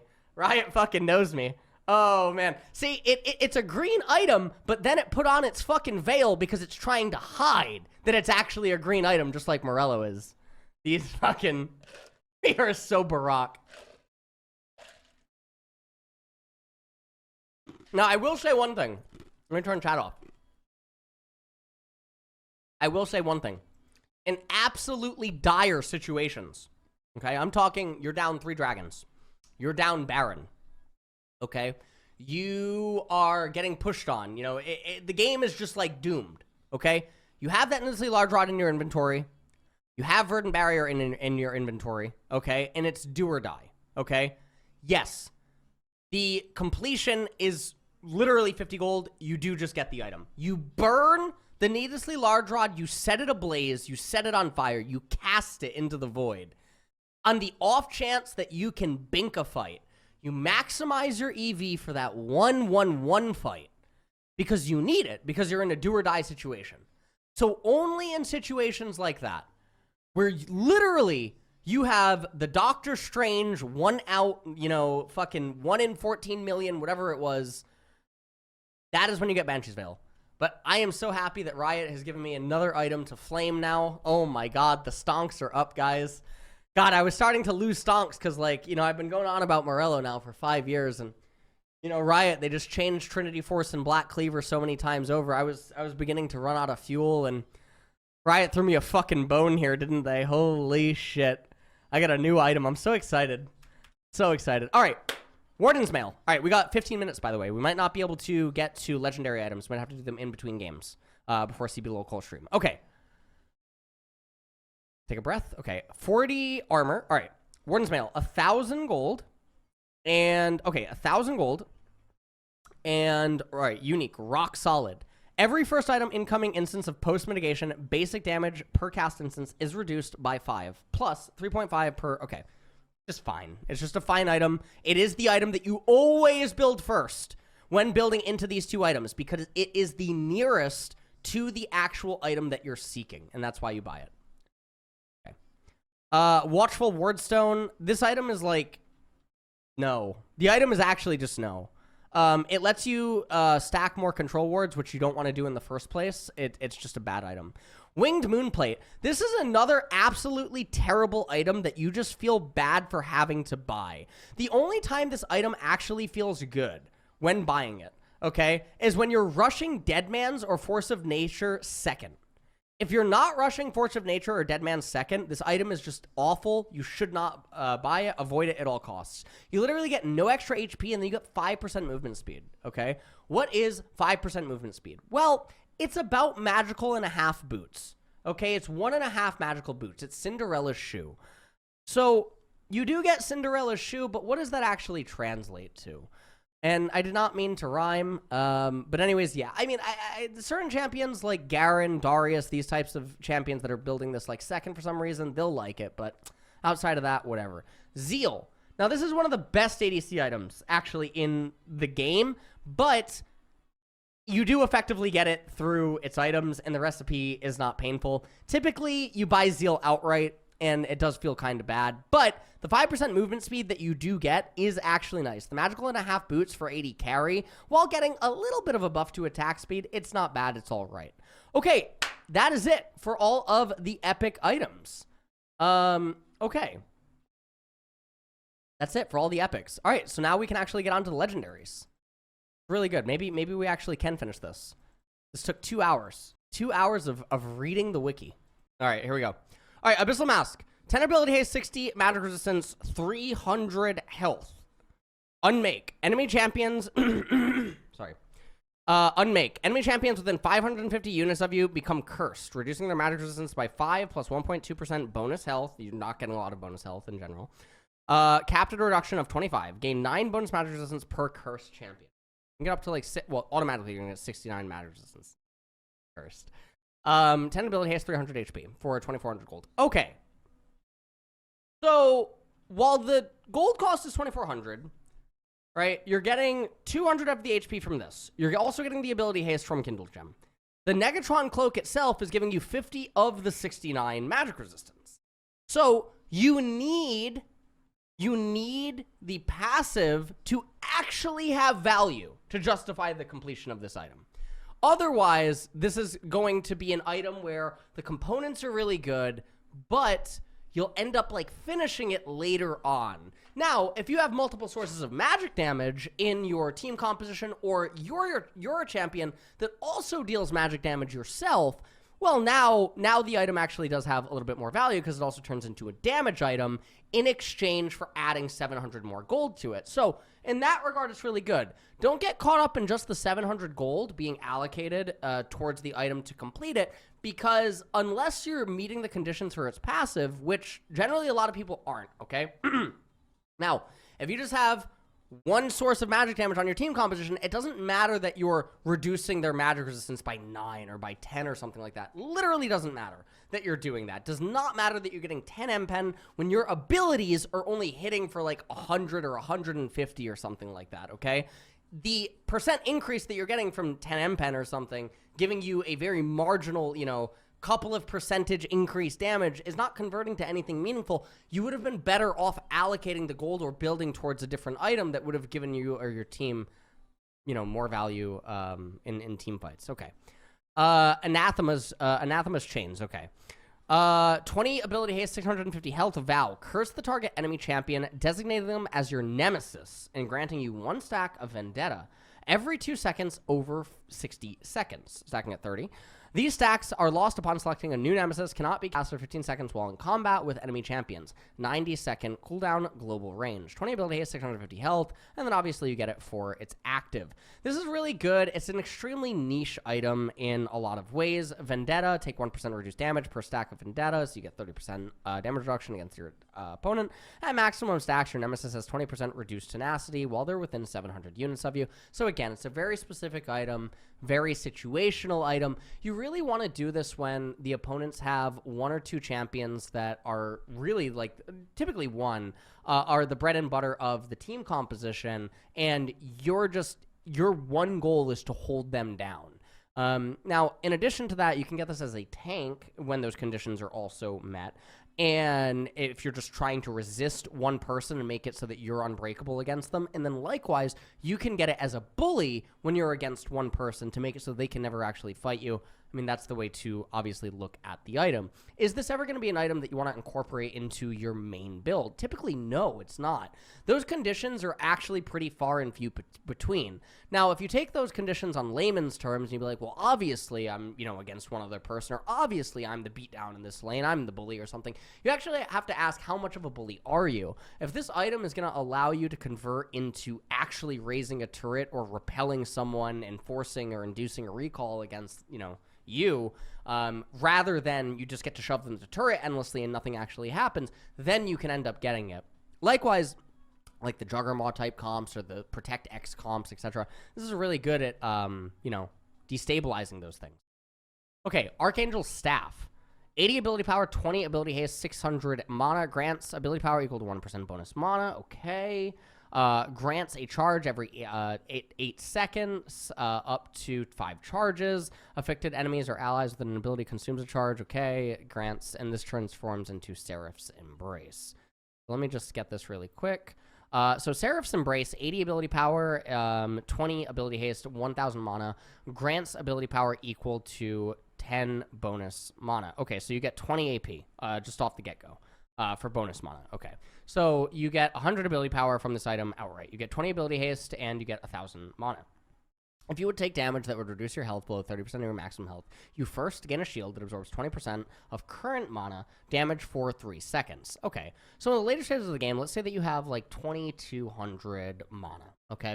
Then let's say that you drop to like 1,500, maybe 1,400 inside of a team fight. You're going to get a 400 HP shield, in addition to having 100 ability power and the 20 ability haste plus the mana.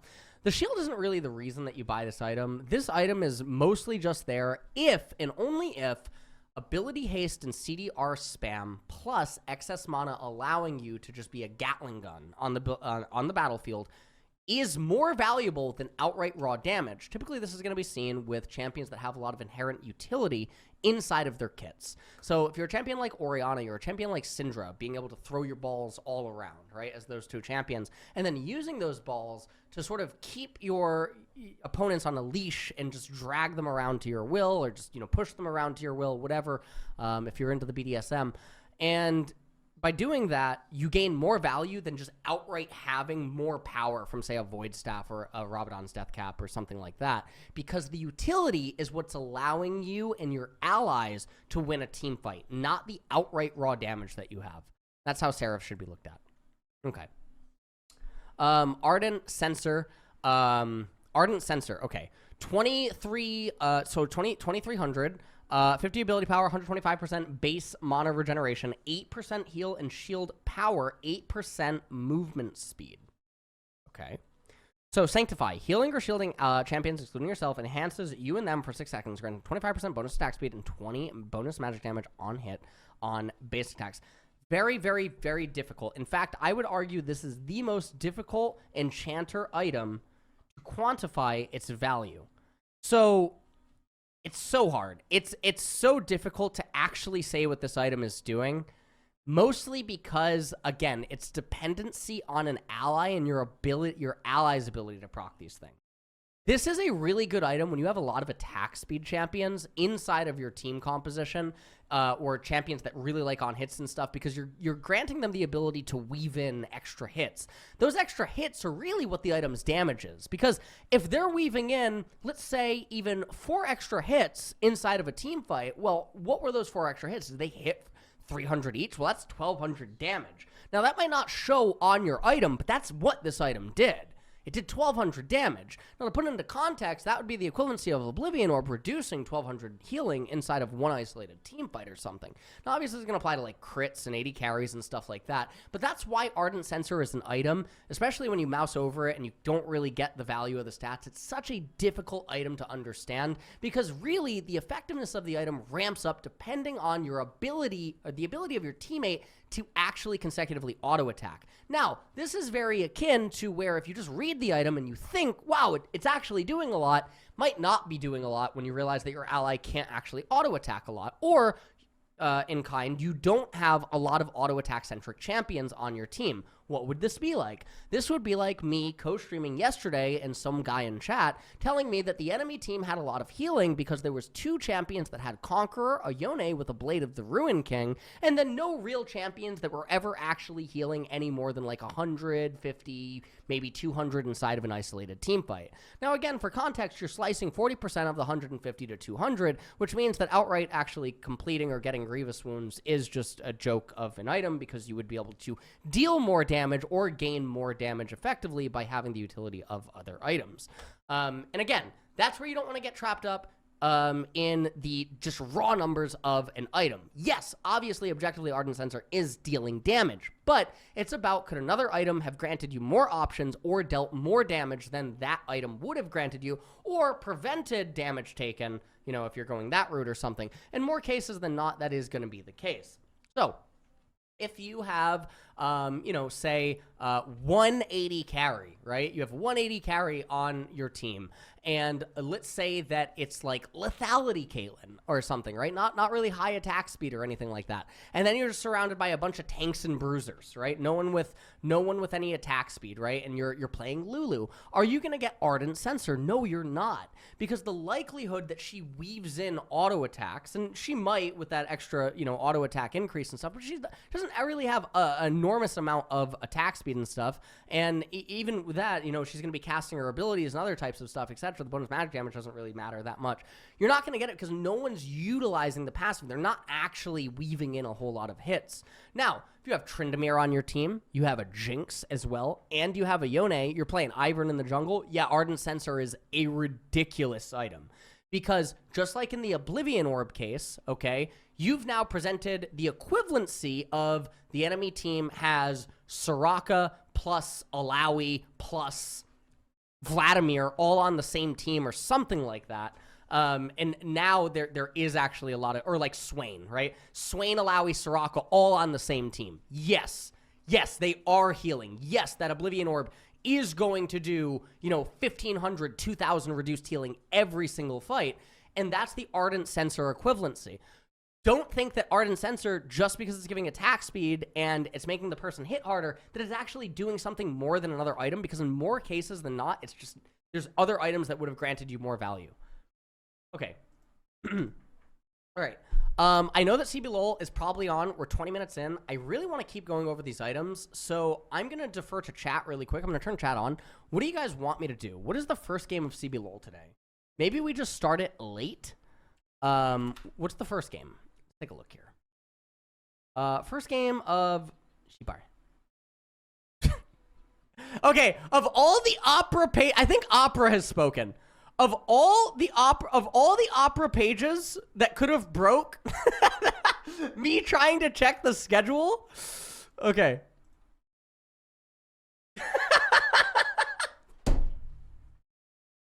What is going on?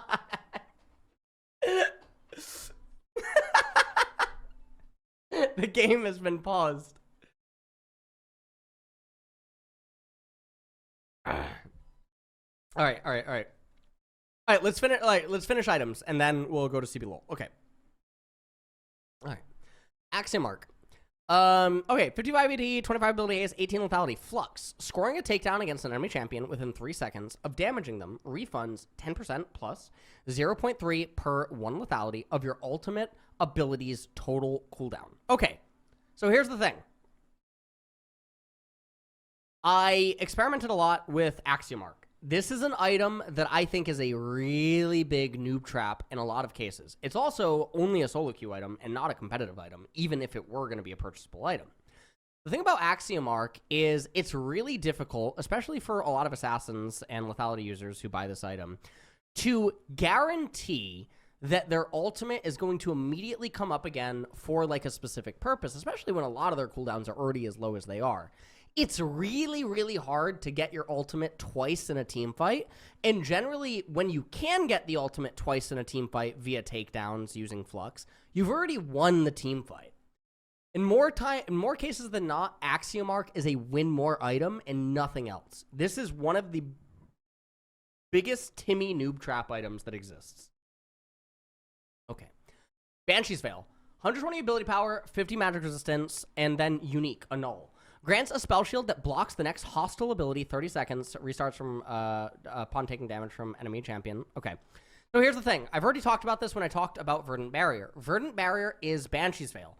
It's a 60-second cooldown versus a 30-second. Some people will say that you can use Ingenious Hunter to lower the 30 seconds, but still, you're not getting 2 procs inside of a team fight, and also that requires you to take Ingenious Hunter in order to do that, and it also requires you to have all the takedowns already procced.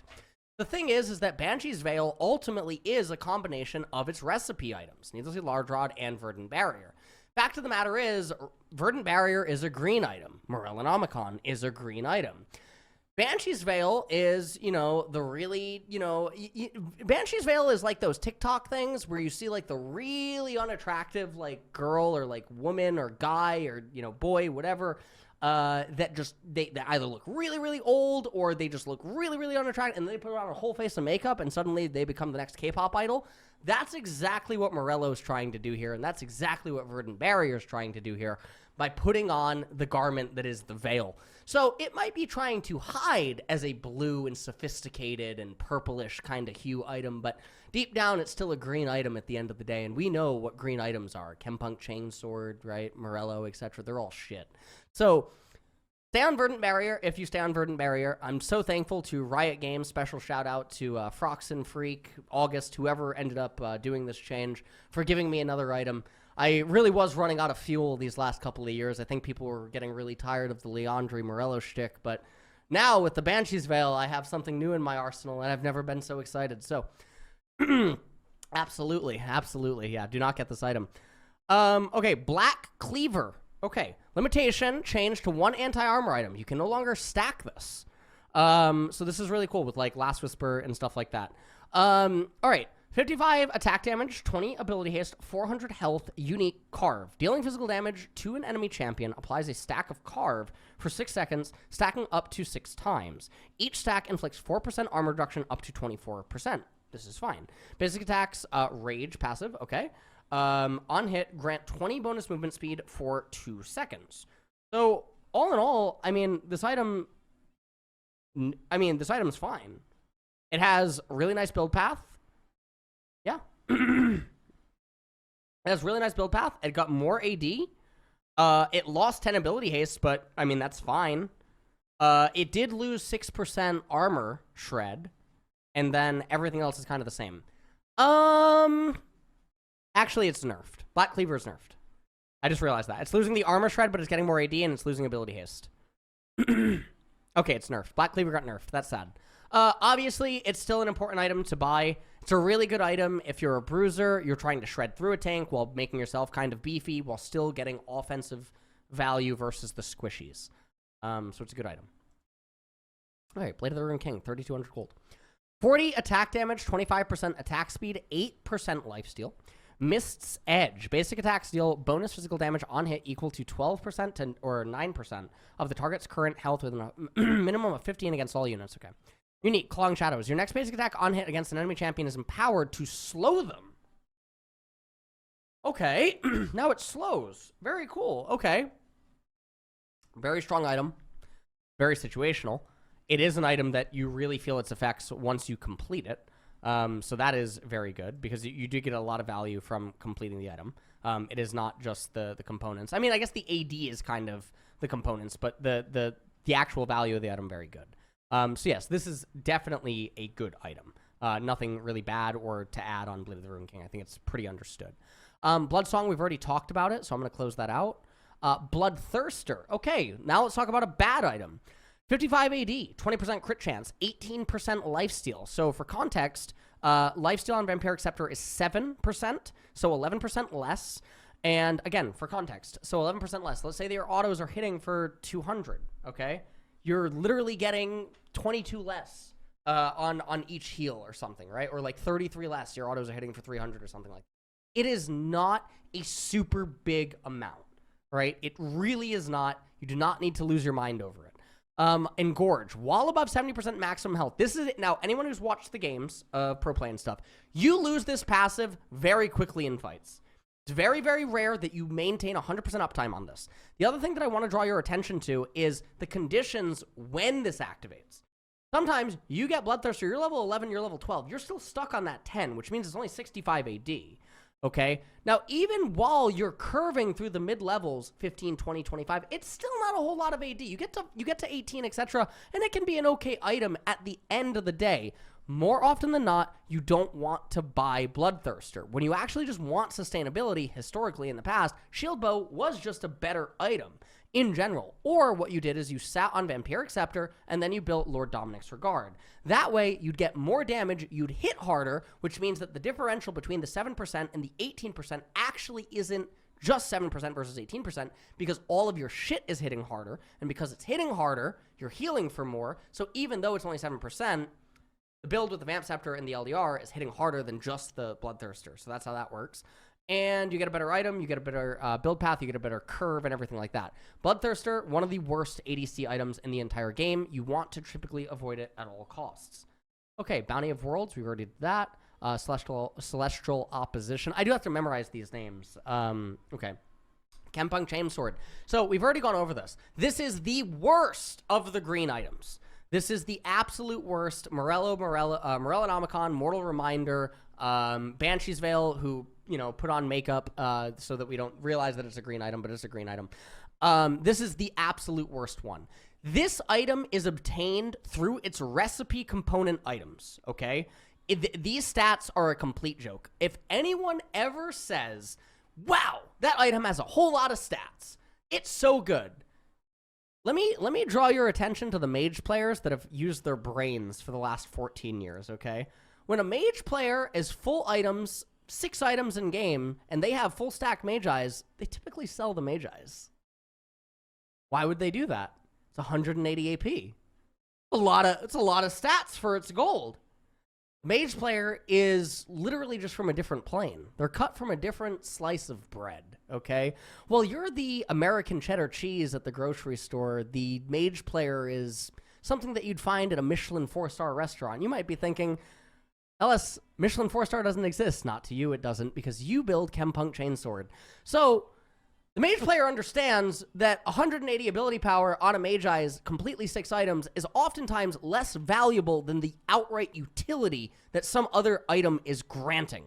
And so while the stats look really pretty and stuff, using only stats as the basis for an argument of an item is completely irrelevant. I don't care what you have to say, and you ultimately just surrender the fact that you can't grapple with critical thinking and problem solving in, you know, RTS game, you know, TCGs, games like this, etc., and grappling with what the items actually mean. So, Chempunk Chainsword is just Executioner's Calling, and then every other piece of gold. This is 800 gold. Take that 2,000 gold, put it towards other items. You have Chempunk Chainsword. That's how it works. That's amazing. I know it's absolutely fascinating. That is exactly how that works. You take the 2,000 gold that you would have put towards Chempunk, put it towards other items. And you get this item on top. Isn't that cool? I think that's great. That's awesome. That's so great. All right. Cosmic Drive. So, okay, 80 AP, 3,000 gold, 25 ability haste, 250 health, 5% movement speed. Spell dance. Dealing ability damage to an enemy champion grants you 25 to 60 based on level bonus movement speed for 2 seconds. Okay. So it's based on level. So you're typically going to build this maybe 3rd item, which means we're looking at the later stages. So we're looking at anywhere from like 3rd item. Are we Chovy? No, probably not. Okay. So let's do probably, okay, level 16 is 27 to 31 minutes depending on how many minions and recalls and others. Okay, let's do level 14. So we're looking at 51.76. So you're getting 51.76 movement speed. Okay. On top of the 5% movement speed, on top of having tier 2 boots, do you have magical boots in addition to that? Because movement speed has diminishing returns. The ability haste is really nice. It is 25 ability haste, but it goes back to the same thing as Seraphs. For champions that value utility and ability spam to restrict the battlefield for the opponent and suffocate the terrain and options that they have, or increase the healing and shielding, or like, you know, utility and stuff. So Orianna, Syndra, these types of champions, etc. Cosmic Drive is going to be really, really good as like a 3rd or 4th item. However, this active This active is okay, but there is diminishing returns on it. The inherent item itself is really good, but the inherent item is also obtained through the recipe components of the item. This is an okay-ish item. It's not super bad. It's not really great. When I do like an item tier list later, this is probably going to be A or B tier. It's okay, but it goes for certain champions. Crypt Gloom. This is an item that a lot of people were asking me about, so I'm excited to read it, because I literally don't know what it does. Okay, so 70 ability power, 15 ability haste, 30% magic penetration, life from death. Scoring a takedown against an enemy champion while alive. Okay, so you can't do a love shot. Within 3 seconds of damaging them, scoring a takedown within 3 seconds of damaging them summons a Nova that radiates from the location of their death over 1.75 seconds, healing you and allied champions hit for 50 plus 50% AP. Really close. They're really close, and that's why I think it's going to be really difficult to even analytically talk about them in a way that would be, like, digestible. And what I mean by that, and I don't, maybe that sounds condescending. I don't mean for it to sound condescending. I feel like it's such a thin line between the two. I feel like it's such a thin line that the mistake percentage between these two items is going to be so high because it will change game from game. You're going to have the same champions in a team comp go up against slightly different champions, and it will literally change, is the answer Void Staff or is it Crypt Bloom for maximum EV value? And I'm trying to think of a way to articulately explain this. So basically, really simple way to explain it is, does the opponent have one champion, you're on Syndra, and you just need to nuke that champion, you win the fight? Void Staff's the answer. That is it. Your team can't reliably reach that champion. Let's say that it's Protect the Cogmaw. Let's say it's, Caitlyn or something, right? Caitlyn, protect Caitlyn. Let's say it's Jinx, right? Does your team get lit up so quick that Crypt Bloom doesn't even have enough time to do anything? Because really, it's just about, can you take down the enemy AD carry? Can you shred through to grant enough room to just bring people down quick enough, or to just nuke that one person? If the answer is yes, then 10% extra M-Pen, 10 extra AP, yeah, that could actually be it, right? If we're talking like 4-item Syndra, right? 4-item Syndra, or like 4-item Vex, 4-item, probably not 4-item Orianna. I think Orianna will always Crypt Bloom. I think Orianna, the very nature of Orianna, she's going to always Crypt Bloom, but I'm not going to always say always, right? There might be a couple of instances where she does go Void Staff. But it's going to be such a thin line. This is going to be something that's going to be real difficult to, like, actually criticize pro players for when I'm seeing it in real time. Because this is quite a bit of variables to juggle. Generally, Crypt Bloom will be better. Better because also Crypt Bloom has the forgiveness factor. Crypt Bloom allows you to make mistakes, and people will make mistakes. And that extra ability haste is really valuable in that, as well as if you do score the takedown. So generally, Crypt Bloom will be better.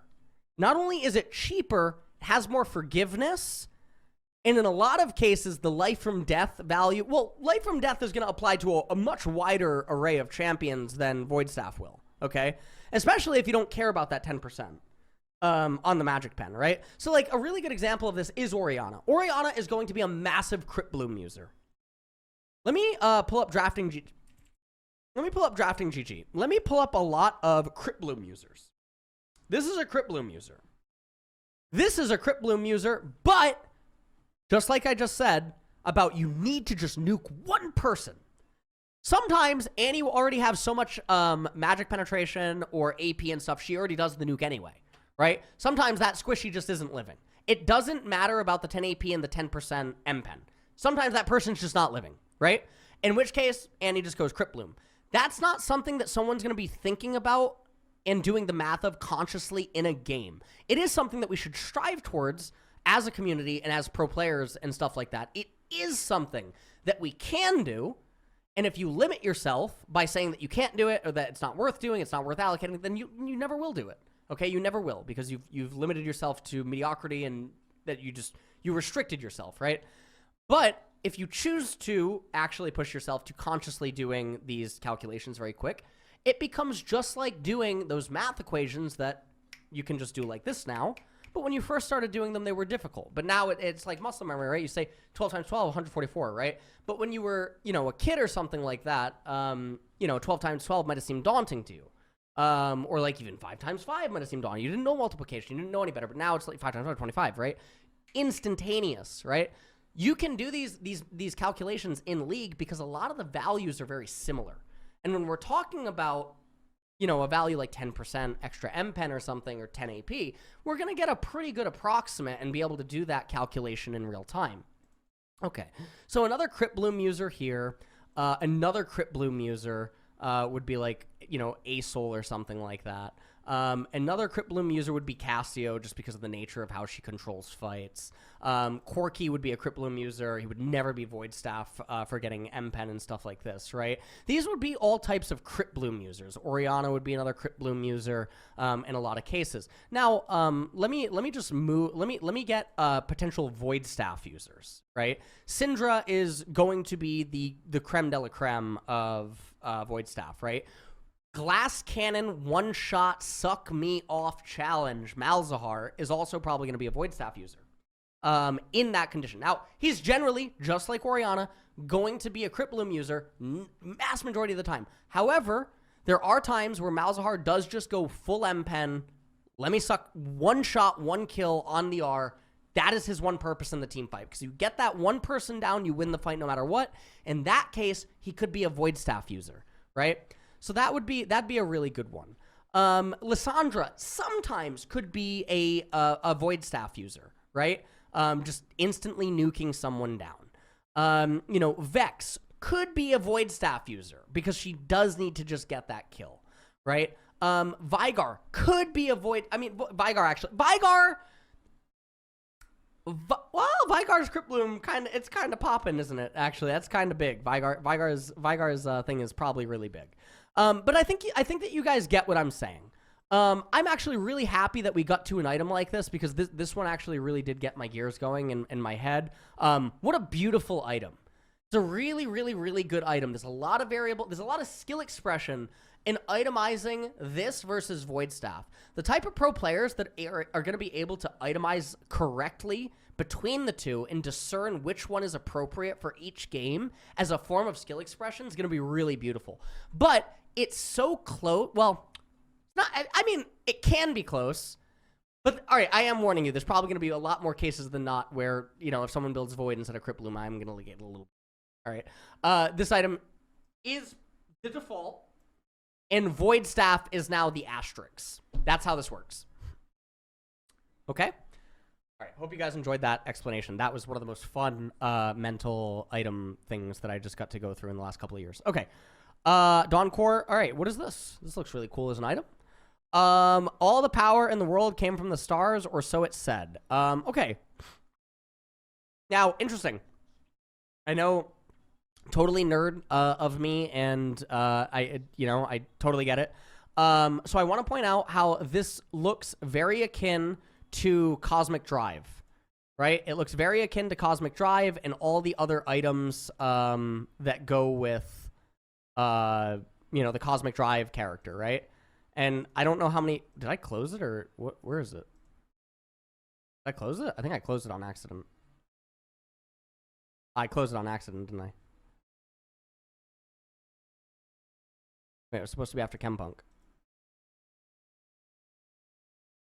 Oh, there it is. So you guys know about the Cosmic Drive champion, right? Champion lol. Let me try to find this. Yeah, you know about this, right? The items that we're building the Cosmic Drive champion? Yeah, this. You guys know about this, right? So it looked like, so obviously these items do go together, right? Evan Shroud, this character, Crown of the Shattered Queen, these are all going together. Okay? So the nerd in me right now, this is interesting.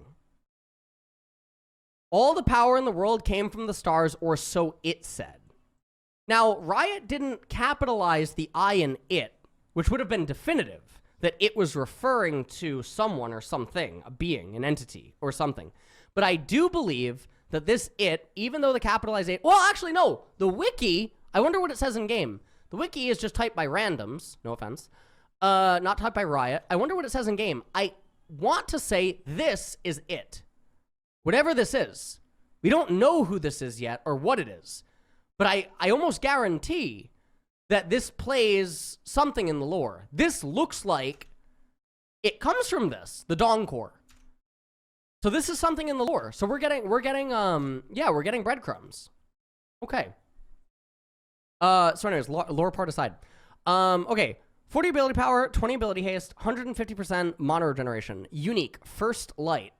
Gain 3% heal and shield power and 5 ability power for every additional 100% base mana regen.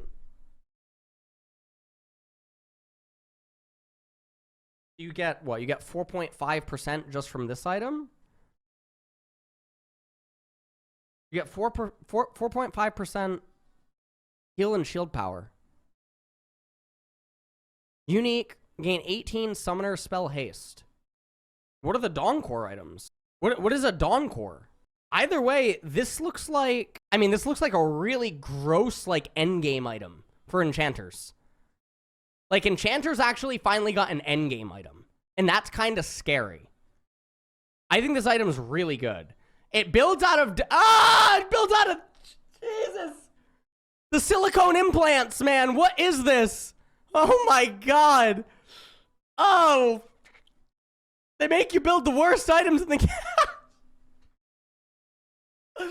Oh, it's so painful. Oh my god. One of the... Literally the worst recipe item in the entire game. It makes you build 2 of them to get it. Holy... It's literally summoning Exodia. That's what it is. There's 6 items that you have to buy, right? And then you get Exodia. It's basically Exodia. You got the left leg of the Forbidden One here. You got the right leg of the Forbidden One. You got the right arm of the Forbidden One. You got the head of the Forbidden One. What is... This is Exodia for enchanters. That is almost poetic. I wish that it was exactly 5 items that you needed. But instead it's 7. But like, yeah, this is Exodia. This is Enchanter Exodia. This item is the endgame item for enchanters. You don't buy this first. You do not buy this first. This is 3rd item probably for solo lane enchanters or jungler enchanters and stuff. This is probably like 3rd item. Because you want all of that base mana regen. Oh, actually, hold on. Could be 2nd. Could be 2nd for that 18 summoner spell haste. Never gonna be 1st. Never, ever, ever gonna be 1st. 4.5% increased shield and heal power with no other stats. There's no way that's beating out Starlit Grace. Yeah, there's no way it's beating out Starlit Grace. There's no way it's beating out Shurelya's. There's no way it's beating out Shurelya's. There's no way that it's beating out Moonstone Renewer. Yeah, it's gonna be a 2nd item. It's gonna be a 2nd item. Okay, cool. Wow, really cool item. Okay. Dead Man's Plate. 45 armor, 300 health, 5% movement speed. While moving, generate 7 stacks of momentum every 0.25 seconds, granting up to 40 bonus movement speed at 100 stacks after 3.75 seconds of moving. Basic attacks, consume all stacks, deal 0 to 40, base plus 100%. This is terrible. This item is so bad. This item is a luxury item. I have talked about it before. It feels very bad while you're building into it because the components are effectively the item. No one buys Dead Man's Plate for the damage. You're essentially spending 900 gold to get an additional 40% conditional movement speed. This item is terrible. Stay away from this item. Okay, Death Stance. 55 AD, 15 ability haste, 40 armor. And it's so funny that the stats are like, dude, I still can't get over Steel Sigil. It should actually, they should change it to STEA for steal, like as in steal, because this is a robbery. This item is so bad. 55 AD, 15 ability haste, 40 armor. Ignore pain. Reduces 30%, 10% range of all post-mitigation physical and magic damage received, and instead stores the damage as true damage. Defy. If an enemy champion dies within 3 seconds of you damaging them, remove Ignore Pain's remaining stored damage and heals you for 50% bonus AD over 2 seconds. Still a conditional item. Still going to be built 4th or 5th in very, very specific instances. Typically, more so against, AD-centric comps, it's going to be better. But definitely if you're like a drain tank or something. If you're a drain tank and you just have to survive a burst. Still feels really bad to buy. Still feels really bad to buy. They definitely need to do something to steal Sigil. That would make Death Stance purchasing a lot better. Dreammaker, we already went over this. Echoes of Helia. 40 ability power, 20 ability haste, 200 health, and 125% base mana regen. Soul Siphon. I think this is the same. Grants a Soul Shard up to 3. This is no. Nope. We just go. Don't do this. Don't do this. Just go Moonstone. Just go Moonstone. Go Moonstone, and then build toward Dawn Core, and then purchase one of the supportive items, not Echoes of Helia. Okay. Eclipse. So this got reworked. 2,800 gold, 70 AD, 15 ability power, passive, Ever Rising Moon. Hitting an enemy champion with 2 separate attacks or abilities within 2 seconds deals bonus physical damage equal to 8% or 4% of the target. All right, so melee champions typically are going to get Eclipse more often than not, right? I guess there's Graves. 8% of the target's maximum health and grants you a shield of 160 plus 40% bonus AD for 2 seconds on a 6-second cooldown with Ingenious Hunter. This is disgusting.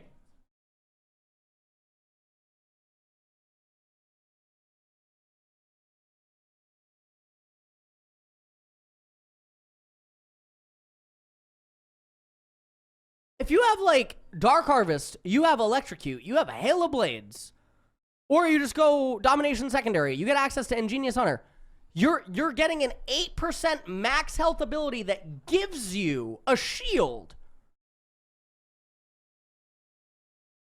On such a short cooldown, how is this balanced?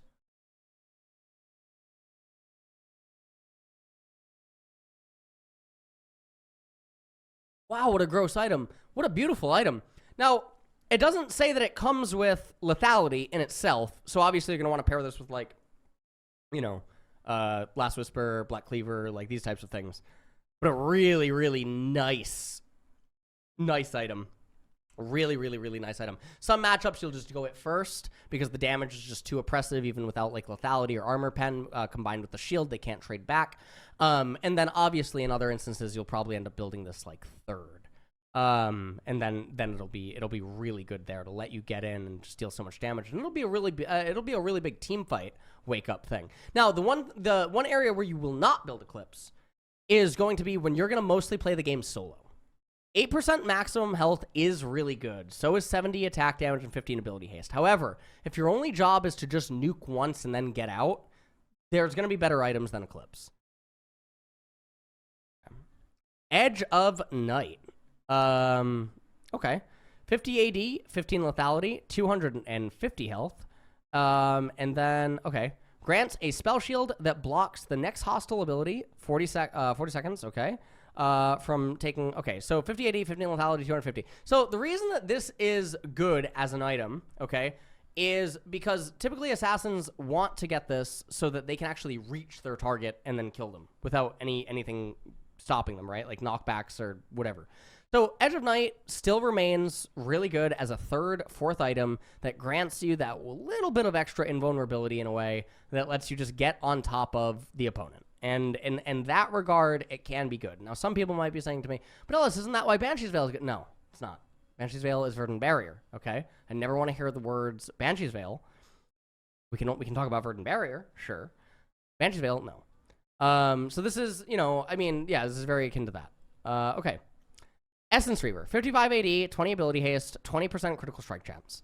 Spellblade. After using an ability, your next basic attack on hit within 10 seconds deals 140% base AD plus 20% bonus AD, bonus physical damage, and restores mana.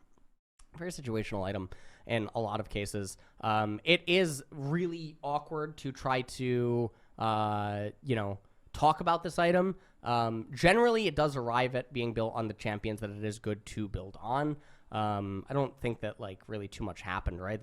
They reduced the combine cost and they upped the base AD ratio. So it is a good item on the few champions that buy it. There's not really too much to say about it. It wasn't really changed enough. It was just buffed.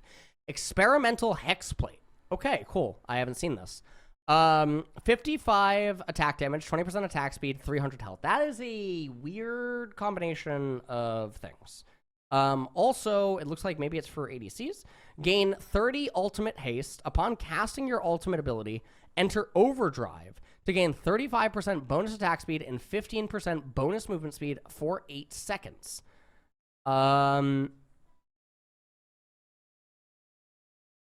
It's like a Lucian.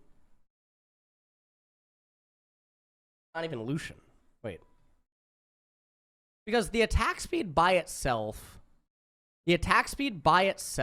is not anything if there's not other utility that you're getting.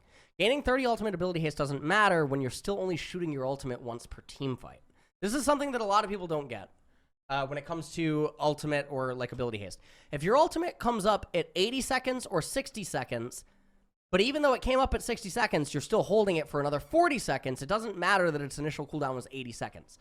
There's very few situations in League of Legends, or there's very few times, especially in pro play, where very slight CDRs are going to matter like that. Unless your champion is literally, I have ult, I'm activating ult. Now, you might think that, like, Lucian is like that. Well, Lucian kind of can be like that. But this is not going to be a first item on him because he needs too much utility from other items. So the item reads really well. Realistically, it's kind of just a win more. I'm trying to think of other, like, marksman champions or other... I'm trying to think. I mean, I guess Aurelia? No, I mean... Give me a second, guys. Renekton? Could be a Renekton item. Yeah. If he already has a lot of resistances. I know he doesn't necessarily want to auto a whole lot, but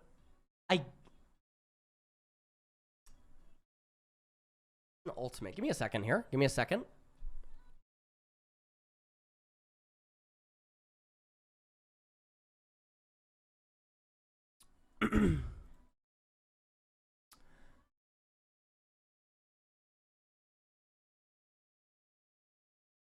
Bruiser Neferi?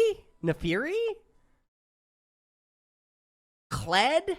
This is going to be a supportive item on, like, really specific champions as, like, 3rd or 4th, where they want HP and they want damage, and they don't want resists. Because either they already have resists or they don't care about resists. That's basically the way to read this item. Where are we? Sorry. Oh my god. So many things to go. Oh my god.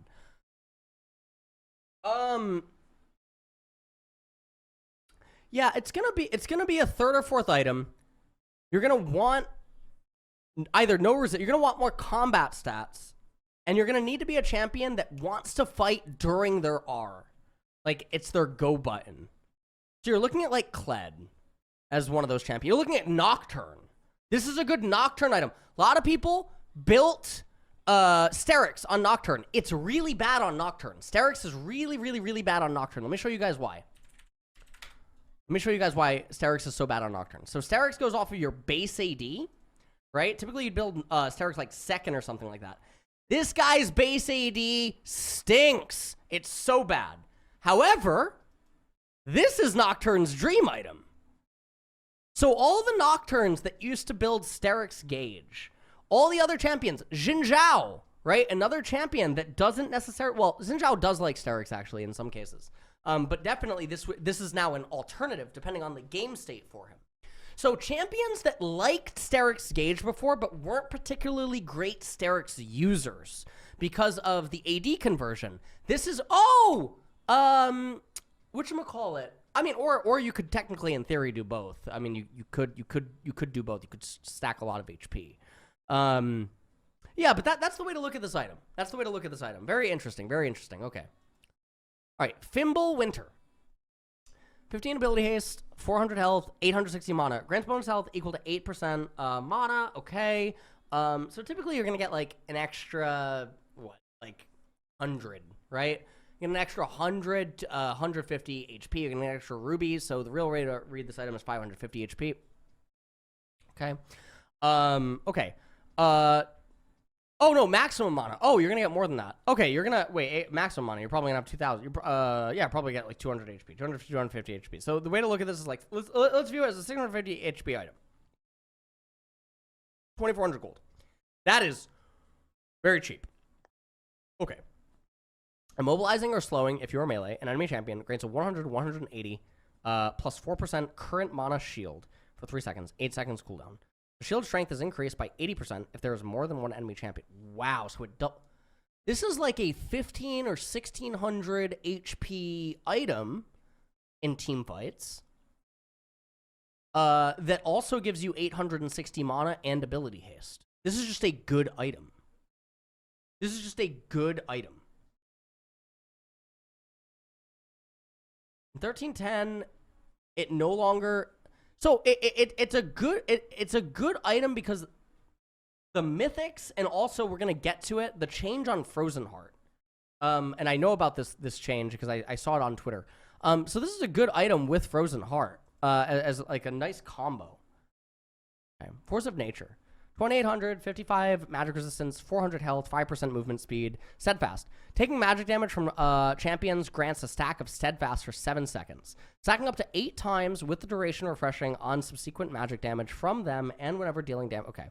Becoming immobilized by an enemy champion grants 2 stacks, etc. At maximum stacks, gains 70 bonus magic resistance and 10% bonus movement speed. Okay. So this is the anti-MR item. So the difference between this and Abyssal Mask is literally about 1.5 minutes in game timer. Sometime, at worst case, it's 2 minutes. At worst case, it's 2 minutes. Okay, so now let's look at the item component difference. So you have 200 HP, 50 MR. Here you have 50 MR, and you can easily get 300 HP because you can just go double Ruby Crystal. Okay, and you don't have the ability haste. So you don't have the ability haste. However, you can get access to 5% bonus movement speed. So 1.5 minute in-game timer as a tank. This is the anti-MR item. This is absolutely the anti-MR item. A lot of people during Worlds and stuff. Okay, yeah, it's so much better. It's so good. It's so good. It's so good. It's so good now. 2,800, 28. Wait. I mean, it's always been this good, hasn't it? Wait, a maximum stacks gains 70. No, 30. Oh, this is the anti-MR item now. Very nice, very nice, very nice. Okay, so if you guys heard me talk about Abyssal Mask earlier, and you heard the conditions that I mentioned for it, instead, stay on the components. It's so similar to the item, and just finish Force of Nature. Wait that extra 1.5 minutes, 2 minutes of assumed GPM, gold per minute, income, and just get Force of Nature. It is so much better of a tank item. It's not even close. Okay, nice. Nice. Now I understand that a lot more. Okay. Frozen Heart, 2,300 gold. For 20 ability haste, 70 armor, 400 mana, rock solid. Every first instance of post-mitigation basic and per instant cast is reduced by 5 plus 3.5 per 100 maximum health. Maximum 20% reduction. Winter's Caress. Cripples the attack speed of enemies within 700 range. This item is so disgustingly broken. This is like this is the redemption of tank items. This does not make sense. This makes absolutely no sense whatsoever. This is the most broken tank item in the entire game. I cannot stress to you how disturbing this item is. Especially because of how many items it combos with. This just isn't fair for 2,300 gold. Now, there's also going to be champions in the game that just build this item to outright win. Like, just lanes and stuff. Like, I mean, obviously, Orin, Malphite, like, these types of things. But even as, like, okay, like, Ezreal, right? This item is... This item is so stupid. I actually can't put into words how stupid this is. This is one of the best items. This is a Z tier item. Okay. Guardian Angel. 5580, 45 armor. It comes out of Steel Sigil. I mean, you buy GA like outright. Okay. You literally buy GA outright. Now, I will say that unironically, there is a difference between buying BF Sword versus buying Steel Sigil, okay? If you actually need the armor, because you don't have inventory space when you're going to build these two items. You just don't have inventory space. If you need to live more than you need to deal damage, then you just get Steel Sigil, right? Because it's a 25 AD difference, okay? So if, you know, enemies are getting on top of you, that 30 armor actually does matter, you build that first. That's the way that you look at it. Okay. Guinsu's Rageblade. 30, 30, 25. Basic attack still 30 on hit. Seething 8%, stacking up to 32%. Was it changed? Recipe is... Okay, so it's now cheaper.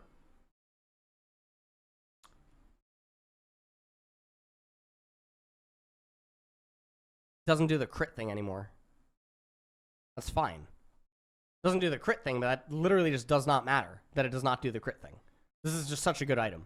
Such a good item on really specific champions. Because the champions basically are the only ones that build it, I don't really have to do a lot of explanation. Heartsteel. 900 health, 200% base health regen, colossal consumption. Within 700 units of an enemy champion, generate a stack on them for each second, stacking up to 3, etc. Was this changed at all? Increased health from 900 to 800. Base health was increased on Leviathan as well. Okay.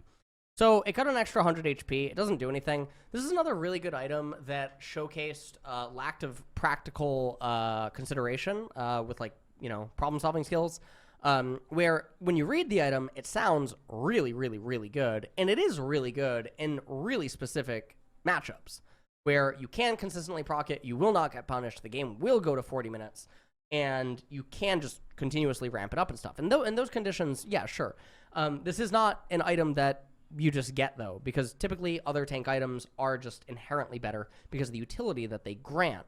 And all this ends up being is just a giant meat shield. And if you do not acquire enough stacks because of the dynamic of the matchups that you're in, then it just feels really bad. Okay. Hexdrinker Rocket Belt, 2,500 for 60 AP, 15 ability haste, 300 health. This already sounds bad. What is going on here? Okay, so the old one was 700 gold more. This has, like, no AP. The HP does not matter. They gave it extra HP, which is a joke, because no one cares. They gave it 15 ability haste. It lost its magic pen. And now it has a dash. This item's a joke. Never build this item. Never build this item. Maybe like Fizz and Echo will still sometimes build this item. Do not build this item. This item is so hot garbage. Literally build any other item. This is so bad. It's so bad. Oh, resets basic attack time. I mean, that's interesting. Again, it's... Okay, maybe Echo and, like, Fizz. This is an item that's designed for, like, a few champions in League. Do not build this item outside of it. Do not. Don't. I mean, I guess because it resets basic attack time, maybe Silas. Maybe Silas can get it at some point or something, but yeah. Okay. Hollow Radiance. Cool. New item. Okay. 2,800. 2,800 gold. 40 magic resistance. 600 health. 100% base health regen. Unique. Immolate. Taking or dealing damage activates this passive for 3 seconds. Deal 10 plus 1.75 bonus health magic damage every second to enemies within 325 plus 100% bonus size. What? Oh, okay. Desolate. Killing an enemy unit deals 20 plus 3% bonus health magic damage to enemies near them. I mean, that doesn't really do much. It just helps with wave clear, right? Okay, now let's see if this item is effectively its components. So you're dealing 10 plus 1.75 bonus health. Here, you're doing 12 plus 1% bonus health. Okay. Magic damage. You're getting 300 HP on this item for 1,000, and then by investing 1,800 gold, you get increased health regen and 40 magic resistance. But wait. I can allocate 900, get more magic resistance, and if I needed MR, the extra magic resistance is going to nullify the HP regen that that item is giving me. So I've allocated 900 now towards another item. I've allocated 900 towards another item, like Force of Nature or Abyssal Mask or even Jack Show.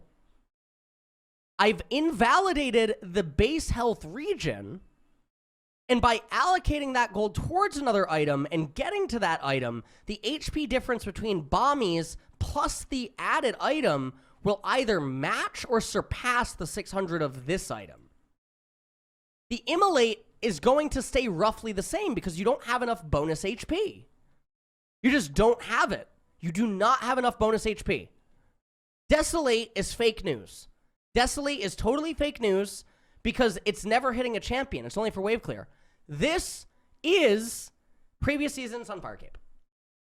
So, you sit on Bami Cinder, and then you allocate the magic resistance towards another item.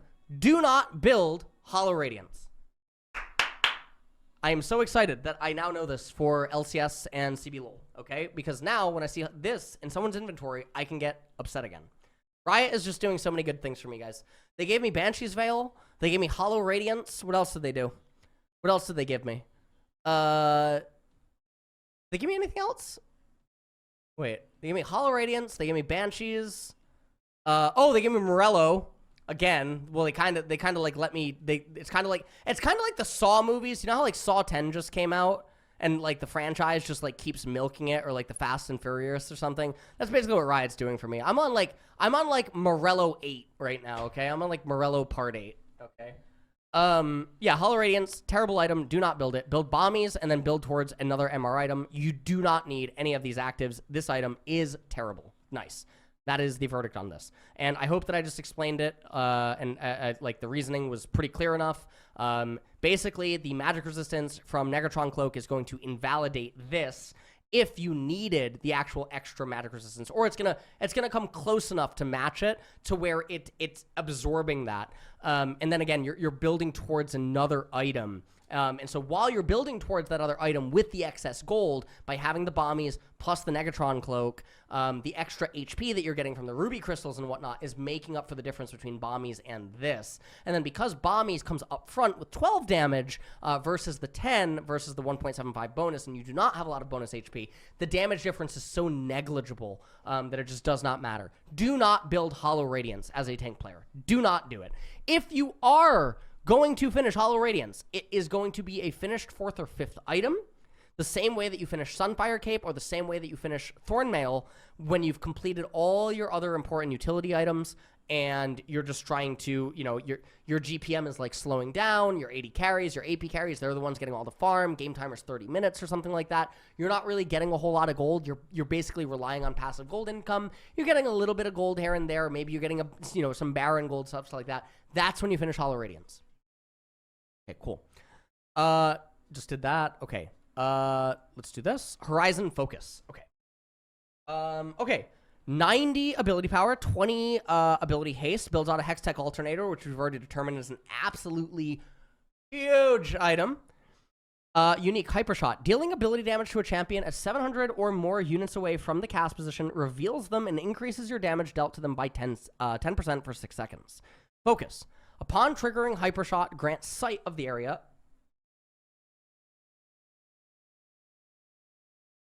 That item sucks. That item sucks. This is an I built Hextech. Wait. No. Do not build this item. Wait. 20 AB. Wait. 20 ability haste. Wait. Okay. I was really quick to almost just say never build this item. For nukers or for poke champions. So yeah, they have turned this into a Xerath Zoe. They've turned it into an ability haste spam mage. So when you've determined that your mage champion needs to spam abilities more than deal upfront damage or nuke someone, you just want to spam pure abilities and be super utility centric, but you're not an enchanter. This is an item that you'll probably end up getting like 4th or 5th. Yeah, 4th or 5th. This will be a 4th or 5th item when those conditions are met. And that's only because it has the 20 ability haste, and ability haste is harder to come by now. But yeah, it's a pretty bad item. Do not build this item second. Sit on Hextech Alternator, bask in the boon of Hextech Alternator Fathom, and rejoice in the dawn of light that this item brings to you. Okay. Okay. So, Hubris. Okay, let's see. 60 AD, 15 ability haste, 18 lethality. Ego.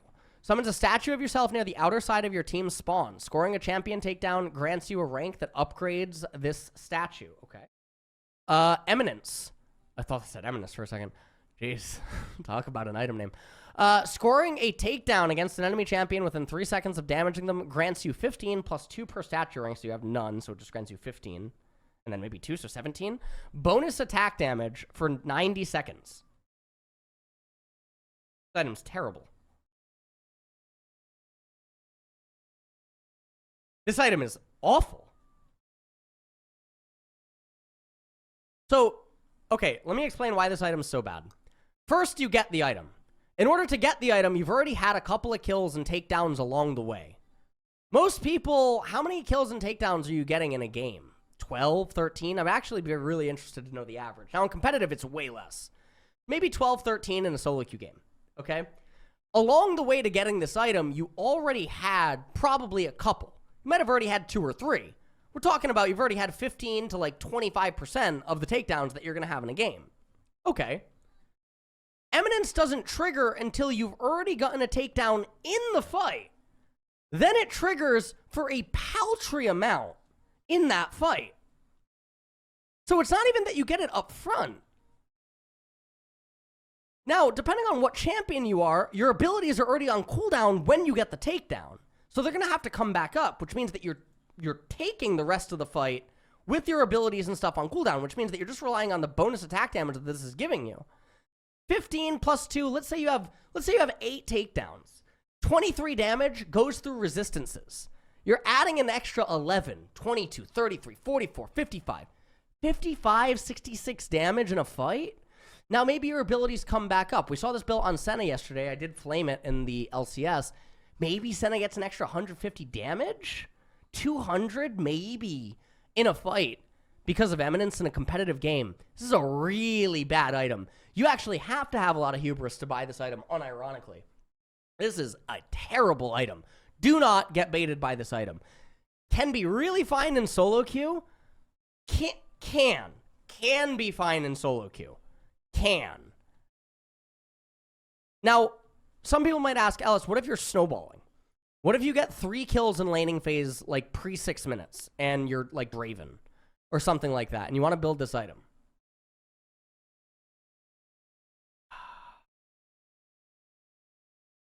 Guys, I think just buy another item that will help you win faster than scoring the takedown. This is a win more item. This is a real win more item. Don't do that. Don't do this. Hullbreaker. All right. 65 AD, 350 health, 5% movement speed. Unique skipper. Wait, let me just see. Was it changed? Okay, it was. Tunneler. Okay, so gold cost is the same. Erectrix is now here. Stats are 5 more AD, lost 50 health, don't care.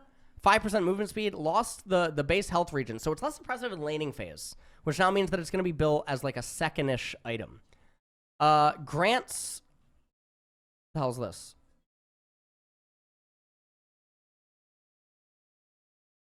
$135?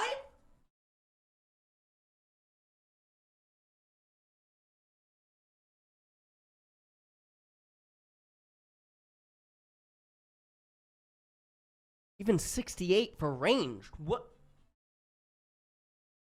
Such a bust. It's so buffed. It's so buffed. This item is so buffed. This item is so buffed if you properly build it. This is such a better item. So this is a second or third item now. You're not going to rush it in laning phase, right? Well, actually, no. You probably do. The increased resistances compared to what it used to have is going to make up for the health regen that's now missing when you're getting hit. Because well, I mean, I guess not always, not every champion. Maybe if you're playing something broken like Cassante or something, it's not. But, like, This is a really strong item. Very good for solo queue. They gave it even better build paths. This is a lot better to build.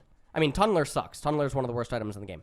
Rectrix and Pickaxe, really good. Components, Longsword, Ruby Crystal, Rectrix, Recall, again, Longsword. This stuff's good. This stuff's good. Good item, good item. Really, really good rework on Hullbreaker. Iceborne Gauntlet, okay. 2,600 gold, a little cheap. 15 ability haste, 50 armor, 300 health, Spellblade.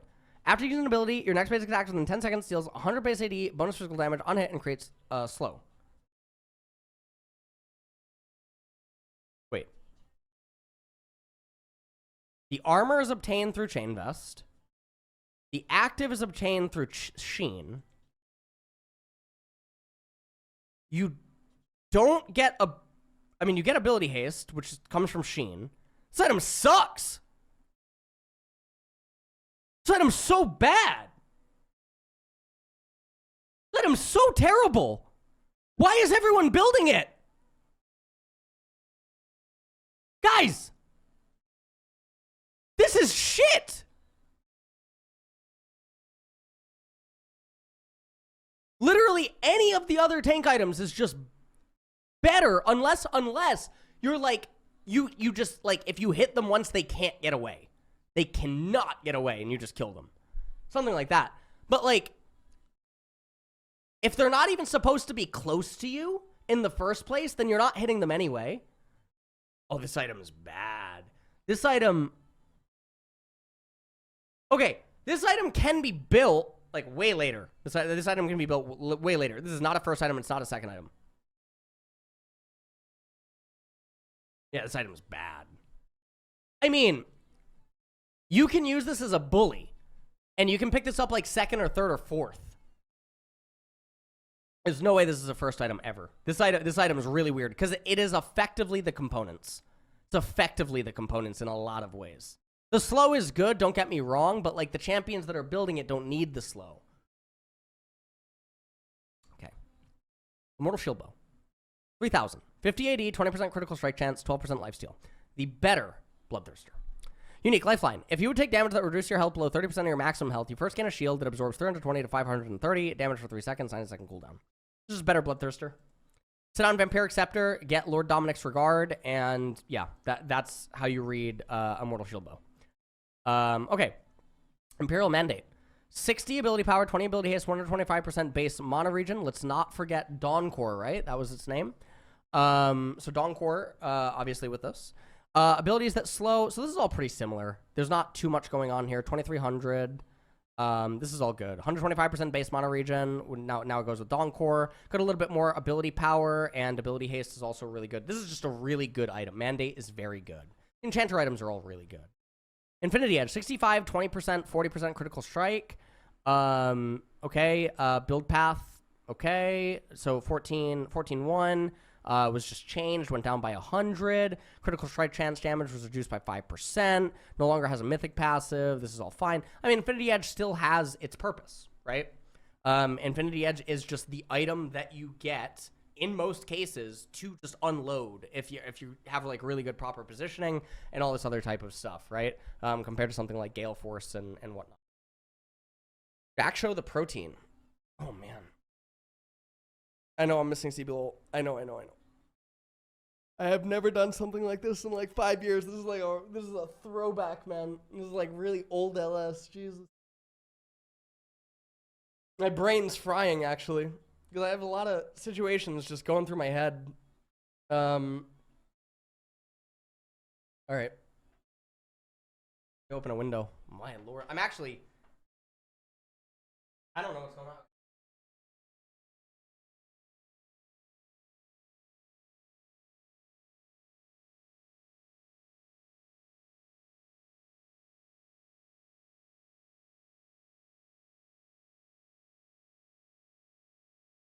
Nice. It's snowing. It's really nice. It's very pretty. Okay. All right. Yeah, I'm very, very sweaty. I don't know. I don't know if this ever happens to other people. If like you think a lot or something, do you guys start sweating? I don't have chat on right now, so I can't see any answers. But yeah, this is weird. Like, yeah, I don't know. I'm like sweating. Yeah, it's weird. Okay. Okay.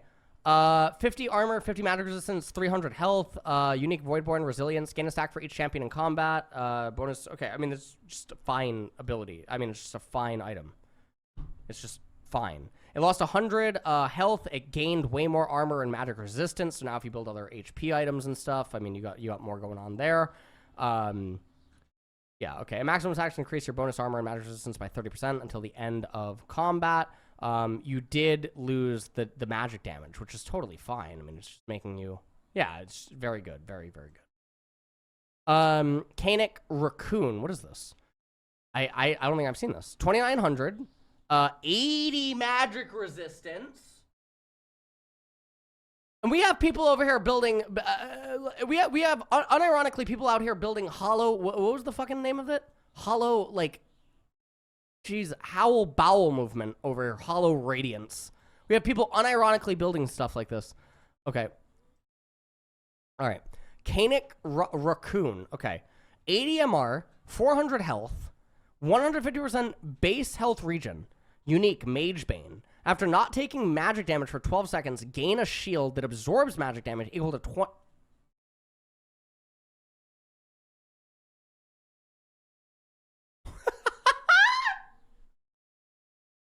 What?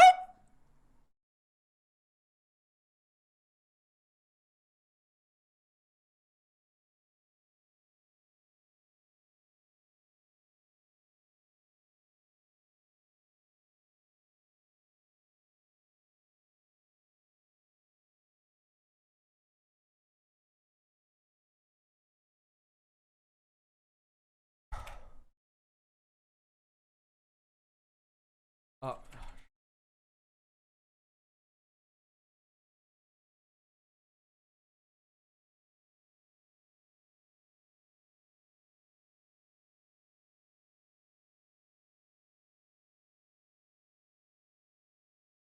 Ah!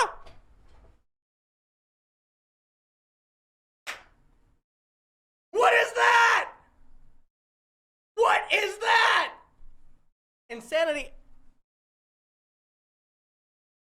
I'm flaming Sam. Oh man, Sam has been...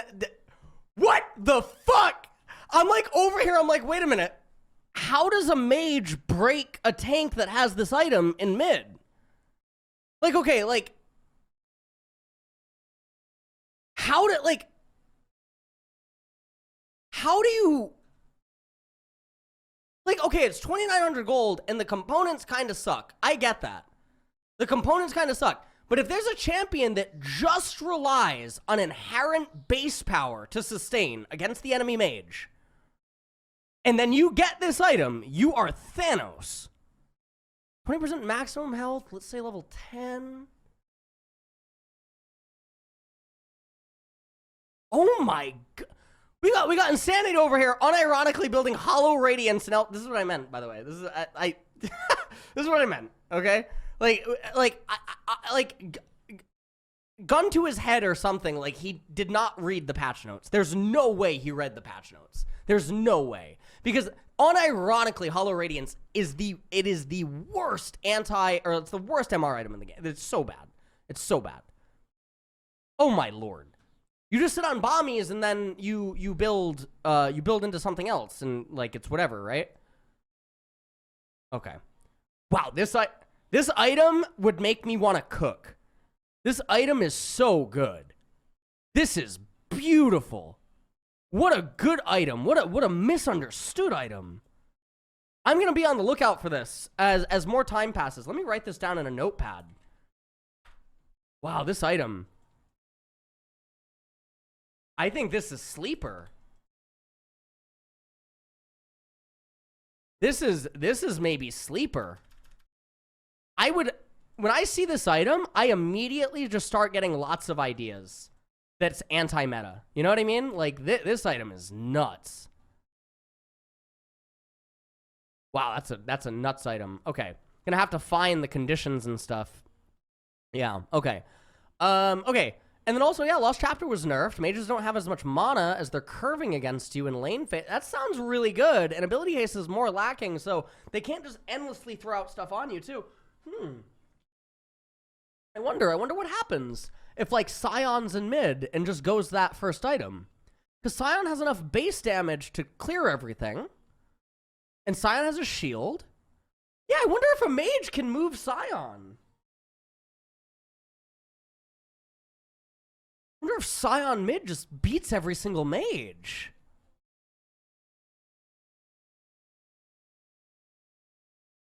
I wonder if Scion mid just answers the current meta right now. Okay. Nice. I'm going to keep a notepad of stuff. Okay. All right. So Knight's Vow. 15 ability haste, 45 armor. Okay. 15 ability haste, 45 armor, 300 health, pledge. Okay, 2200 gold. Was this changed at all? New recipe. Okay, 2200 life well pendant, health reduced by 50, base health reduced to 0, armor increased by 20. This is honestly just better. You just get tankier. You're gonna be really happy with it. Okay, Kraken Slayer. So let's see what was changed.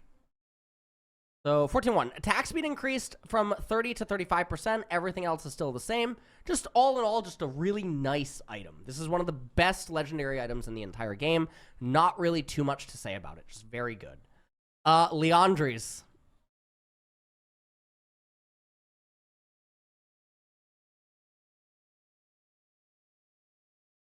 Not trying to brag or anything. It's totally fine. Okay, so you know, everything is totally fine. Oh, I did not know this. The item's named after client development team. Okay.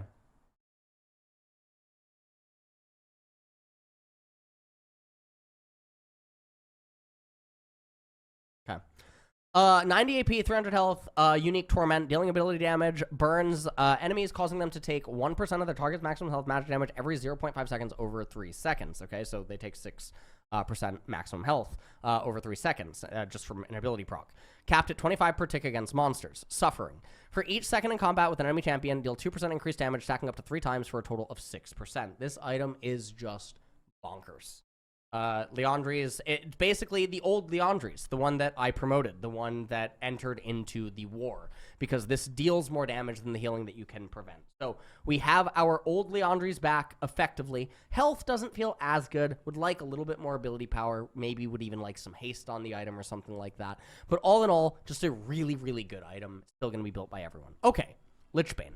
3100, awkward. 15 ability haste, 8% movement speed. So we're getting a lot of the power of this item from the components, okay? Now, the reason that I say that is because when you do not have a lot of base AD, when you don't have a lot of AP, and you finish Lichbane, your damage increase from Hextech Alternator or Sheen is not actually anything. It's really not. And also, if you look at the AP of these items, you got 50, and then you have 30. So it's only a 20 increase, right? From having the components. This item is picked up later, and then you just sit on the components in most cases. That's what you do. Yeah, they increase the cost. Base AD is increased by 25%. Grants 50% bonus attack speed while Spellblade's active. Really good buff for Fizz, for Echo, for these types of champions and stuff. It's a really, really good buff. But you want to just sit... Now, again, I was already saying, I think that you sit on Alternator and you sit on Sheen. Some people might think, well, Ellis, why not just, you know, finish it at that point when you have 2100 invested? It's only 900 more to just finish it. And, well, there's no legendary passive anymore. You're not getting, like, mythic bonus or anything like that. The movement speed really doesn't matter that much. And then allocating towards another item and just having these two items as, like, pseudo-legendary and laning phase while the other person still needs another, you know, 1,000, 1,200, maybe 1,300 to go while you're curving into these items, they make for very good recalls, and they just give you a lot of power. Locker to the Iron Solari. Okay. Locker to the Iron Solari, 10 ability haste, 30 armor, 30 magic resistance, 200 health for 2,200. Devotion is going to be 200 to 360. So what was actually changed here? 200 to 360. This is all the same. They just changed the build path, yeah? Still a fine item. You get it. I mean, it's really good that you can now build this on enchanters along with other items now, right? So all in all, just a good item. Lord Dominic's regards. We've already talked about this a million times over. There's a lot of videos on my YouTube, clips and stuff talking about this item. Generally, you pair this with Vampiric Scepter. Total cost of 3,900 gold. Because this makes you hit harder than Bloodthirster, and then you get you get Giant Slayer and everything else, it makes up for the lifesteal difference between Bloodthirster versus Vamp Scepter. It is 500 gold more. It doesn't matter. You can mimic the effects of Bloodthirster by having these two items. You cannot mimic the effects of Lord Dominic's Regard while you have Bloodthirster while you're trying to build into it, because Last Whisper is still lacking in a lot compared to the completion of Lord Dominic's Regards. Okay, Luden's Companion. All right, so a lot of people in chat on Twitter, they were saying that I would really hate this item when I read it, so let's check. Riot, of course, with the flavor text says, a mage's best friend. Get yours today. Sounds like a scam. All right. Piltover Merchant, yeah, presumed deceased, probably because he bought it. All right. All right, didn't get his tetanus shot. 90 ability power, 20 ability haste, 600 mana. Gain a shot charge stack every 3 seconds up to a maximum of 6. Okay.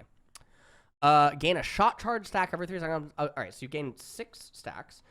Unique Fire. Dealing ability damage to an enemy consumes all shot charges to deal 40 plus 8% bonus magic damage to them and an additional nearby enemy for each charge consumed. So 240. What the hell? Plus 48% AP?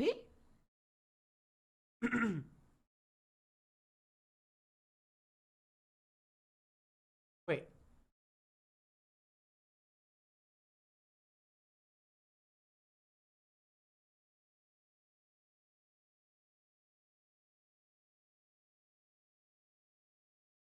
What? Wait. Why did people say I wouldn't like this item? Wait, what? This item's nuts. What? It has amazing recipes. These recipes are stupid. Stupid as shit. Every 18 seconds, you deal an extra 100 damage in lane. Like, what? Just with the item alone. 20 haste, 600 mana, 90...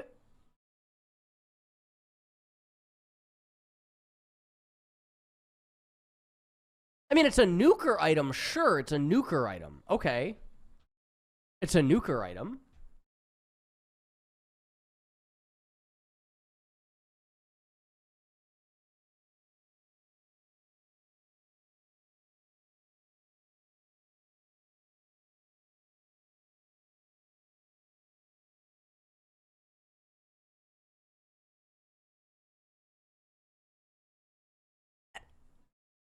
What? This item is... What?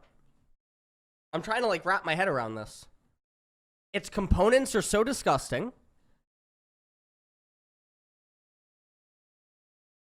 Okay. I will look out for this a lot more. Okay, Malignance. 80 ability power, 20 ability haste, 600 mana. Scorn. Gain 20 ultimate haste, okay. Hate Fog. Dealing ability damage to enemy champions with your ultimate ability creates a 250 to 550 based on ultimate damage instance. Radius. Scorched zone beneath them for 3 seconds. Applying a curse to enemies within that deals 15 plus 1.5%. Huh? 1.5%. Oh, it's a dot. Okay. Every 0.25 seconds. And reduces their magic resistance. But I mean, it's a Karthus item, right? It's a Karthus item. It's just a Karthus item. I mean, it's a Karthus item, and I mean, what other champions? Hold on, let's go here. The Karthus item for sure. What other champions can actually utilize Malignance? Let's think. Victor?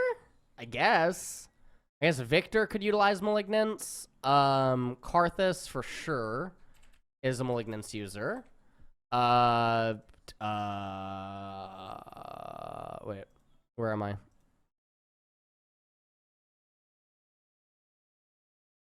Even though it has mana, is this still a Katarina item? Probably not. Maybe?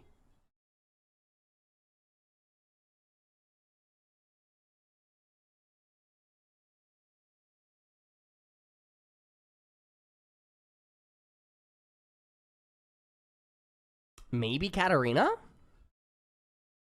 Swain. It's definitely a Swain item. Okay. What else? What other ultimates?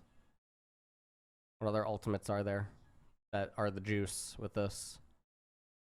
I mean, maybe Cossidon, unironically. I'd have to think about it more. Yeah, I'd have to think about it more. Probably Fiddle. Wait, can Quirky just get Malignance?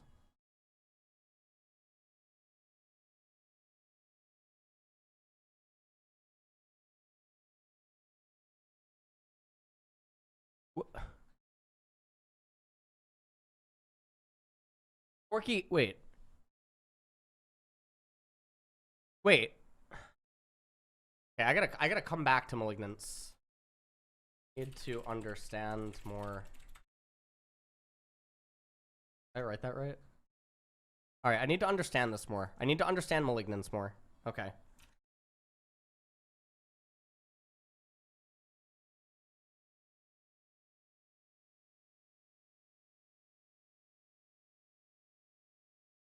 Okay, alright, let's go. Alright. Monomune, 35 AD, 15 ability, has 500 mana. Okay, we're this all looks basically the same. Okay, we're just gonna move over that. Okay. Well, Malmortius, we already went over earlier. Magi Soul Stealer, nothing's really changed here. It looks like it went down 100 gold. It went down 100 gold, yeah. Everything else is totally the same, right? 10%, yeah, okay. Magi's just got buffed. I mean, it's just Magi's doesn't really need to be explained. I mean, it got buffed and it also kind of got nerfed because it's no longer, it was the cheapest legendary, right, that you could get, essentially, and now there's no legendary passive, so it got nerfed in that regard, buffed in the sense that it went down 100 gold, so that's nice. Scimitar, we already talked about this when we talked about QSS, so we're just going to skip this. Mikhail's Blessing, okay. 15 ability haste, 250 HP, 100% base mono regen, 12% heal and shield power, which with Dawn Core, oh my god, Ivern. Build path, really good. Removed Harmony, okay. Ability haste, increased to... You're gonna tell me that Ivern's not broken? This guy has Dawn Core, Mikhail's, Redemption, Moonstone, Ardent. Like, he's literally Exodia. Ivern is literally Exodia. Where is he? What is going on? Moonstone. Oh, yeah, show me that this got nerfed somehow. Show me, show me. Gold cost down by 100. Lost 25% base mono regen, doesn't matter. We have literally Exodia item, aka fucking Exodia core. We lost 50 health, don't matter. 30 ability power, don't matter, we lost 5. 20 ability haste, okay. Starlit Grace. Chains to the nearest, excluding yourself, granting them 40% of the heal or 45% of the original. 40%. Wait, it got buffed!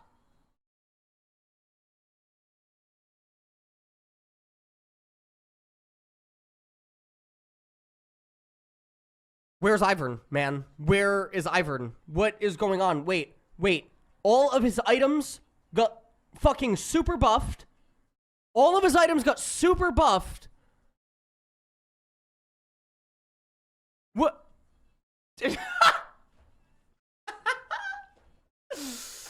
Oh, man, I was just in heaven, brought me straight down to hell, didn't we? All right. This item's really bad. I've already gone over it a million times. Hopefully we just take, like, my explanation. So, look, again, just to reiterate, okay?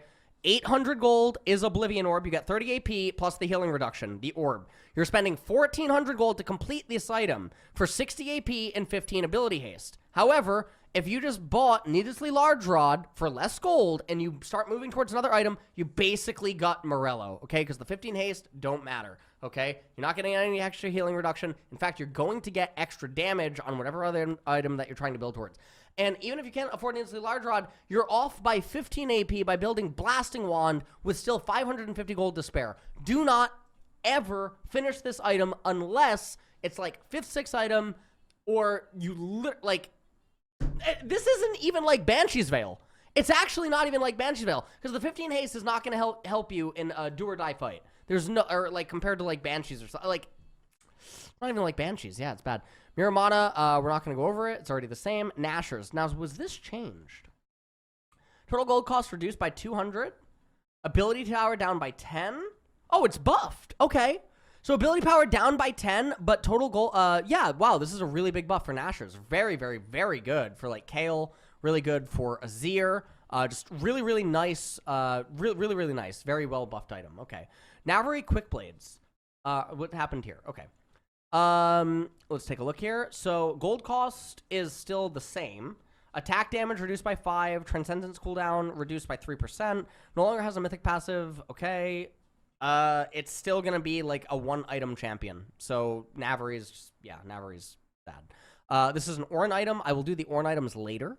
Opportunity. Okay. Sometimes you need to make your own. Okay. 55 AD, 18 lethality, 5% MS. So again, 5% MS typically is about 17 to 20. Well, no, I'm sorry. It's about, yeah, it's like 17 MS is the way that you look at it. So it's magical boots and a half. So unique preparation. After being out of combat with enemy champions for 8 seconds, gain 5 to 10 based on level lethality. So you can go up to 28. Now again, this might be your first, might be your second item. So if it's your first item, you're probably gonna get 6.5 lethality. And if it's like your second item, then you're looking at like 8. So yeah, 6.5, 8. So that's the ranges that we're gonna go with. So you're gonna go up to 25 lethality. The bonus remains for 3 seconds after dealing damage to an enemy champion. Extraction. Scoring a takedown against an enemy champion within 3 seconds of damaging them grants you 150 bonus movement speed. With this item. Sucks. Kind of. Well, I mean, it's a big hitter. It's a combo item. It's not a good item by itself. You need to combo this with other stuff. So if you have other items, then this is a good complementary item for the big nuke and then getting out. Okay. So that, yeah, opportunity. Okay. Yeah, opportunity is a very fitting name. Phantom Dancer, was anything changed? Recipe stays, recipe got worse. Wow, recipe got worse. Oh, recipe got way worse. Ooh. Ooh, 2080, 35% attack speed, lost attack speed, gained 3% movement speed. So you gain magical boots. You gain magical boots. Okay. And then you gain the attack speed that you lost back with Waltz. It's a buff. Okay. It's a buff. Build path got harder. Build path got a lot worse. It does actually feel a lot worse if you build this third or fourth now, or even second. It feels way worse to build this. Yeah, it feels way worse to build this. But it did get buffed as an item. Okay, Profane Hydra. I've never seen this. Okay. 60 AD, 20 ability haste, 18 lethality. Heretical Cleave. Deal 100% AD physical damage to enemies in a 450 radius, increase to 150% AD against those below 50% max health. 10-second cooldown.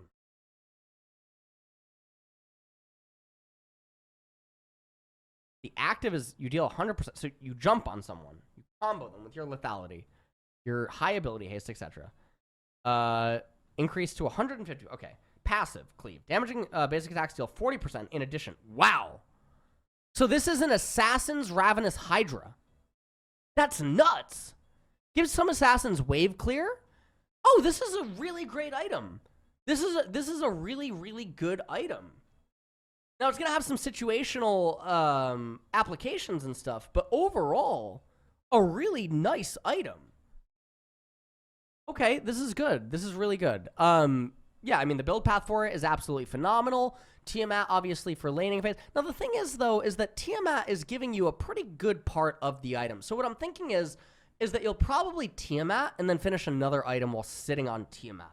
Because it is effectively the item. And then you'll want to finish this item when you start having a lot more AD, and when you can actually get the target into that maximum health threshold for the bonus and whatnot. I think that'll definitely be how this plays out. I don't think that you'd ever rush Profane Hydra. You'd go Tiamat sit. Okay. Rabadon's Death Cap. Okay. 140, and then Magnus Opus. Magical Opus. 35%. 3,600. Whoa, what's going on here? Whoa. Ability power was increased by 20, but then they reduced 5%. Okay.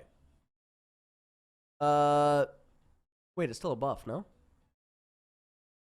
Oh, no, it's not. Wait. I mean, there's a breakpoint. Why am I not? What? Wait. There's a breakpoint on this. There's a breakpoint on this. There's a breakpoint on this.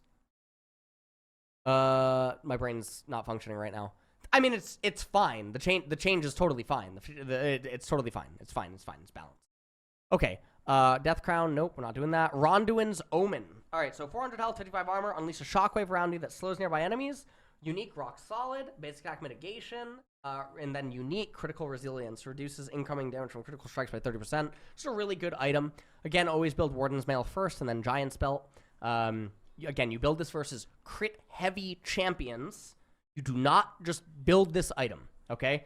If the enemy doesn't crit, or they don't have any crit champions on their team, or in the past, we saw some itemization horrors from pro players, where the enemy player would have Gwinsus, which would make it so that they can't crit, and instead just deal flat physical damage, and then players would still build Ronduin's Omen, because again, we don't read items. Okay, that's good. Rapid Fire Cannon. 30 attack damage, 20% attack speed, 20% critical strike chance, 7% movement speed. Okay, let's take a look. Attack speed was increased by 5%. Okay, still a pretty bad item in mass majority of cases. Really niche applications of this item. Typically, you do not want to see this getting built. You really just want to buy this when your initial opening auto attack literally decides the fight. Like your auto, like your guaranteed auto. If you're saying that you need the extra range because you can't position well enough or you're feeling suffocated in fights, that's a you problem. But generally, this item is actually very incorrectly purchased and you shouldn't be buying it. Ravenous Hydra, 3300, 70 AD, 20 haste, 12% lifesteal. Ravenous Crescent, deal 100% AD physical damage to enemies within... Okay. Deal 100% physical AD. Okay, let's see what was changed. Lifesteal was increased by 2%. Cast time. Okay. So it went down by 100 gold.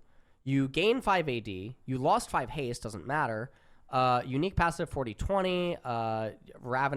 Active. Oh, it got an active back. Okay. Passive 0.5. You got 20 bonus, but okay. So you got 20 bonus, lose 60 stacks upon. So now there's not a condition on it. Okay, so it's overall a nice little buff. Okay. Ravenous Hydra, pretty self-explanatory. Don't think it really needs too much.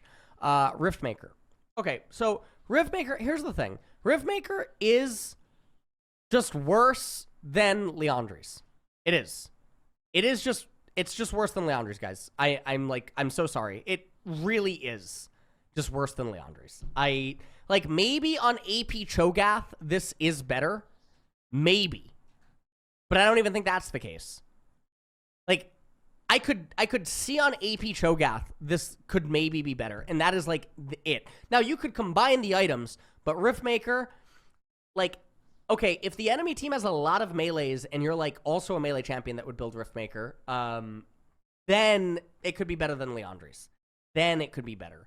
If the whole thing is just about tankiness and actually needing the ability haste. But generally, that's not going to be the case. Liandry's is just going to be better. Okay.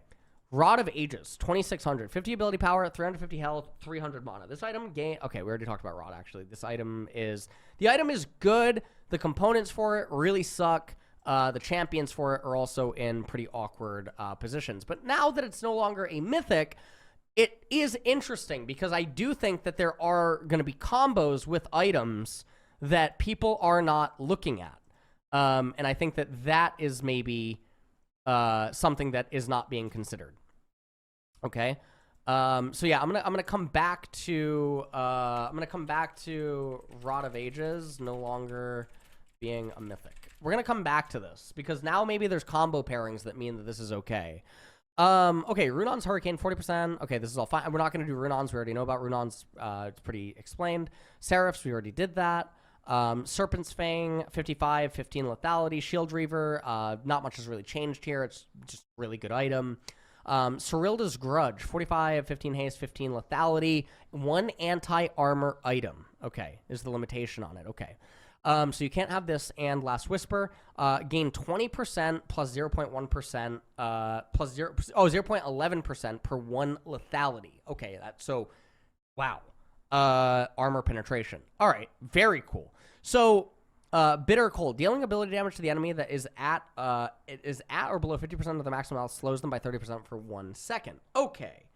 So this even so obviously it works on ranged. Interesting. So if you don't need the Giant Slayer passive and you build lethality. Okay, so for like Graves, this can maybe be better. For Ezreal, this can possibly be better with certain lethality items. Yeah, okay, so there's gonna be some nuance here where you don't need the Giant Slayer passive, or you're you don't need the Giant Slayer passive, and you're pairing more lethality items and stuff. That's when you're gonna obviously build this LDR. Okay, Shadow Flame, 120 ability power, 15 M-Pen. Cinder Bloom, magic damage and true damage, critically strike against enemies below. Always. Oh, it's only for 20% increased damage. Increased to 130% for damage over time effects and damage dealt by pets. Okay. So the old thing for Cinder Bloom, dealing magic damage, ignore. So you used to have old M-Pen. Yeah, you used to have old M-Pen, and it was increased if they had a shield. Now, the gold cost has gone up. You get flat M-Pen. So you get 12, so there's no more condition. So you've lost potentially 8 M-Pen. You've lost potentially 8 M-Pen, but generally you're hitting them and they're at high value, so actually you're not really losing 8 M-Pen. You're losing it as it, revs up. And now, unique passive Cinder Bloom, magic damage critically strikes below 35% for 20% increased damage. This is fine. In most cases, this is going to be a buff. In mass majority of cases, this will just outright be a buff. That's really good. Okay. Shrillia's Battle Song, 55 ability power, 15 haste, 125% base mono regen, 8% movement speed. Inspiring grants you and your allies within for 4 seconds, 75-second cooldown. So that's the active. Wait a minute. Wait, there's no motivate?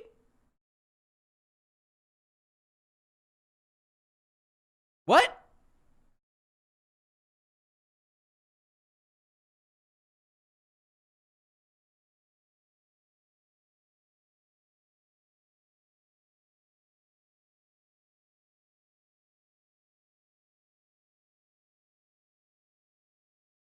This item sucks.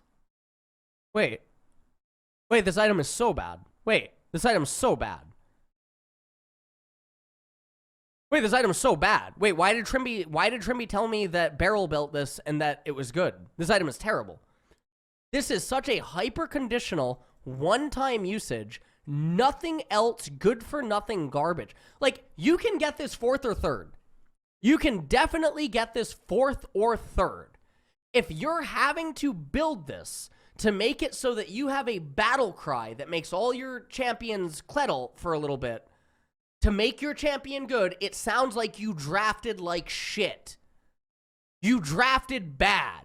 If you need to build this item... Now, sometimes there's going to be champions where, like, an item makes them, and, like, you get the item in addition to the champion being good, and it accesses a dormant part of their kit, or, like, just not a dormant part, but a part of their kit that doesn't exist. You should have just drafted different if you need to build Shurelias. That's actually what it is. There's no way. There's no way with Dawncore, Moonstone getting buffed, and I haven't even gotten to some of the others, Arden, Imperial Mandate, and all those other... There's no way that this is ever built if you did not draft poorly. This is such a hyper-conditional activation where there's going to even be spots where the MS didn't matter.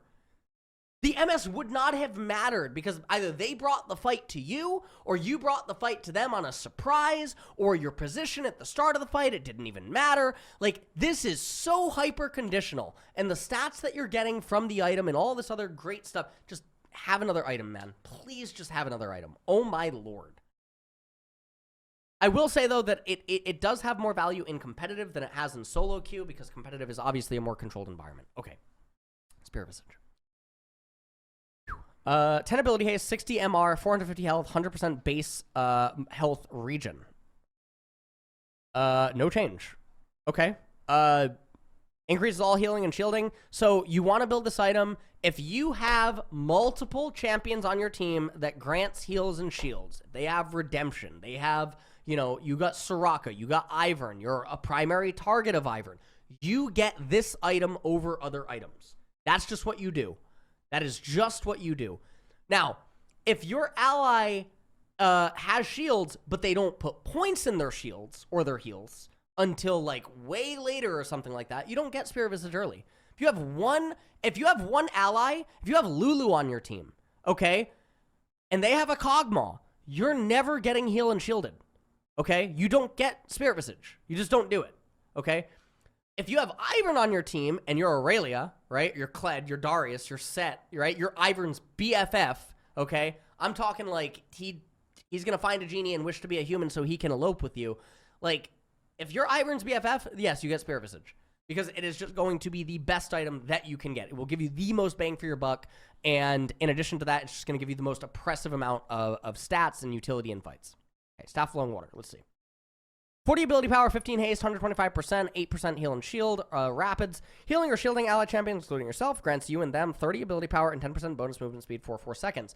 Just like my explanation on Ardent Censer, this is identical. Also, this icon looks way better, I'm just saying. Yeah, so, okay, it went up by 200 gold. It got 50% base mono regen, which is nice for Dawncore Exodia. You got 5% more AP, and you now have ability haste on it. And, yeah, okay, this is just a better... Ivern is broken! What is going on? Man, Ivern is broken. Karma must be broken. Lulu, people have forgotten about her. Soraka is probably on steroids. Like Soraka is literally running Crystal Palace. Like, what is happening? Where are these champions? What?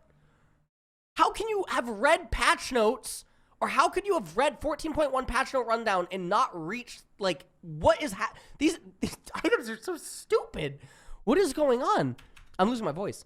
Static Shiv. Did anything change? 14.1. Electro targets reduced to 6 at all levels from no longer scale. Okay, who cares? All right, don't care. Static Shiv's main purpose was to be a bridge to convert you into other items. And in that regard, it still fulfills its purpose, so it does not matter. Steric's Gauge. 400 health, 20% tenacity. 50% base gain bonus attack damage equal to 50% base AD. Very nice. Lifeline. Okay, I've already explained Sterix. I think there's a clip somewhere else on my YouTube channel. Very, very gross, misunderstood item. This item, so what you can do is you can go and find champion attack damage lol. So if you want to know if your champion is good at building this item, here's what you do. You come here, okay, League Fandom, list of champions attack damage. You click this, you sort by value at 18, and you look for all these champions, okay? And I believe, off the top of my head, the current value is like 109, just made it, or used to make it better than like Hullbreaker or something like that. So you're looking at like, here is the cutoff, okay? The 109 people, all right? Now, there's a lot of champions that have really bad base ADs, okay? Now, generally, that's the cutoff, so that's like the bottom of the barrel. So really what you're looking at for like Sterix users, you're looking like up here. You know, you're looking for the real meat of Sterix users, okay? Now, if you guys remember what I was talking about, there were a lot of Sterix users that would incorrectly purchase Sterix, okay? You know, Kha'Zix, bottom of the barrel. Sometimes you'd see him end up building Sterix, and that was really bad. So you don't want to see him buying Sterix, right? You know, very, very sad when you would see him buy it. Let's see, what else? Where's Nocturne? There's Nocturne down here. 106. Really, really bad Sterix user. Especially because, again, these are values at 18, right? So these are the values that you're getting really late. Look at Dr. Mundo, right? Dr. Mundo, 103 base AD. So again, another non-Sterix user. Master E, really bad Sterix user. Who else is on here that's really bad at Sterix? Yone, really bad Sterix user, right? Pike, another really bad Sterix user, 96. So like these things all really, really, really bad. All really bad. And a lot of 80 carries, obviously really bad. You just build, well, 80 carries can be bad, but it does come down to a question on the shield sometimes, because there were those conversations. Yeah. And yeah, nice. Okay, so that was it for Sterix. Storm Razor, 3100. This is also a pretty weird item. 14-1, gold cost went up by 100. It's just the combined cost. In exchange, you got 5 more AD. Very nice. It is a really awkward item. You do get the energized active and stuff like that, but it feels just, I don't know, man. It's a utility-ish item. I really don't like it. But it's okay. It's okay. It's just an okay item. Storm Surge. I've heard a lot about this item. I'm excited to read it. Okay. 100 ability power, 10 MPen, 5% MS. Okay, 2900. Dealing damage to an enemy champion equal to 35% of their maximum health. Wait. Dealing damage to an enemy champion equal to 35% of their maximum health in 2.5 seconds. So you have to be a burst mage. Within 2.5 seconds, inflicts them with Squall and grants you 25% movement speed for 2 seconds. Cool. 30-second starts on application cooldown. Okay. Squall. After 2 seconds of having applied Squall, strike the target with lightning, dealing 100 to 200 melee, 70 to 150 based on level, plus 22.5% if you're a mage. The target dies before being struck. They emit an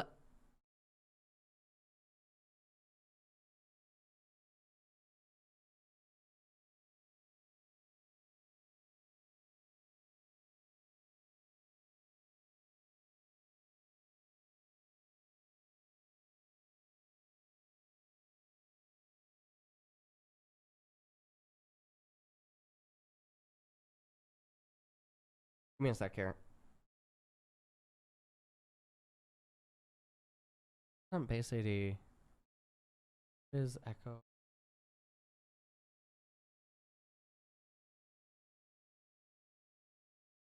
Collision and like 125 AP. You're probably gonna have 300 AP as echo or fizz. You're gonna get 150. Most what this gives later, but then you get 22.5% AP on top, and then there can potentially be an explosion. In addition to this, you get 10% MPen, which means your initial burst is dealing increased damage. However, there's the 100% base AD. Ability haste doesn't really matter. The movement speed is negligible. Its magical boots is the difference. Ability power is equal.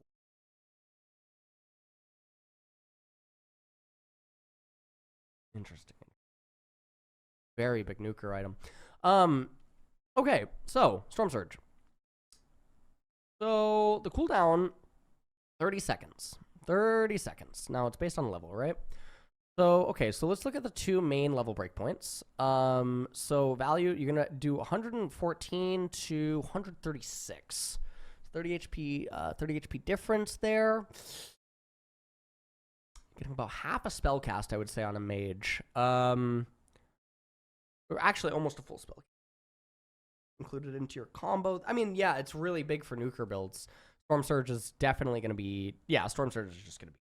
It's just going to be good. Now, is it starts on application? So it's not unique per target. It's just whoever you do it to first. And if you do explode them and then they boom, then it's going to be good. Okay. So let me write this down again. Storm Surge versus Malig versus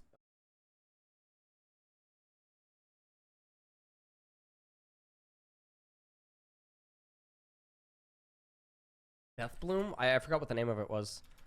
What was the name of it? Wow, how did I click that? Crypt Bloom. How did I click that? That's so weird. Okay. That's so weird. I don't even know how I just did that. Okay. Crypt Bloom. Okay.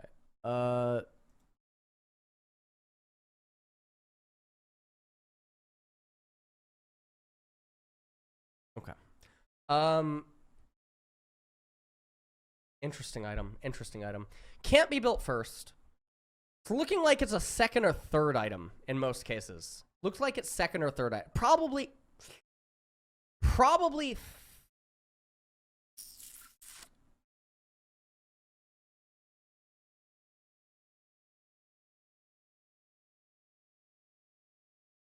I don't think the critical strike. Wait, I think it's actually just better. Wait, it's just better than Shadow Flame. Yeah, it's just better than Shadow Flame. Wait a minute. You lose 2 M-Pen, but there's no way that Squall does not deal more damage than Cinderbloom.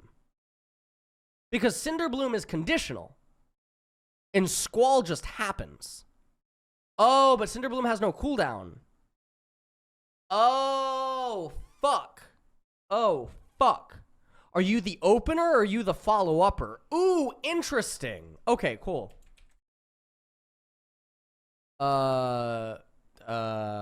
Shadow is open versus follow-up. Okay, cool. Okay, we can just take notes on this. Okay, cool. All right, great. All right, we're understanding things. Okay.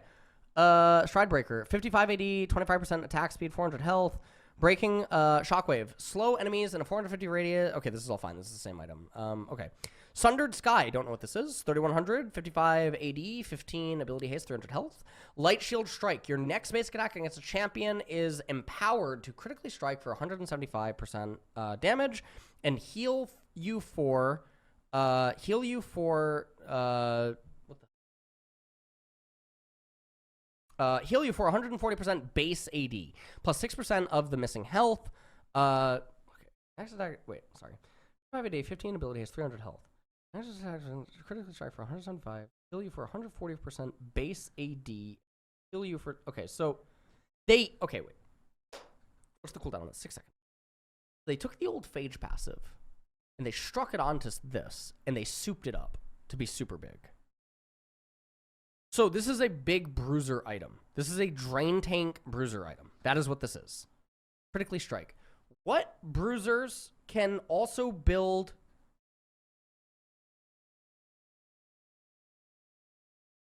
Okay. Okay. I think Sundered Sky is sleeper. I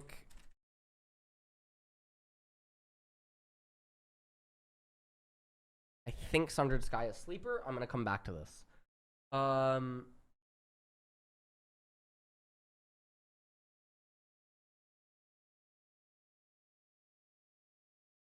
Yeah, I think this is just sleeper. I mean, I'm coming back to this. This does not look right. It hits them for 175% damage. It's a basic. So what if that thing critically strikes? Wow, oh, this is a broken item. Okay. Sunfire Aegis. Okay, so let's take a look here. 12 plus 1.75 bonus. Guys, we did it again. Okay, so wait, Sunfire is just as bad. Wait, Sunfire's just as bad. 12? 0.75% bonus health, but you don't have any bonus health. You are getting 150 more health, and you're getting 50 armor. So the same exact thing's happening, guys. You have 1,700 gold to play with to go from Bami's to Sunfire. There's no legendary bonus now.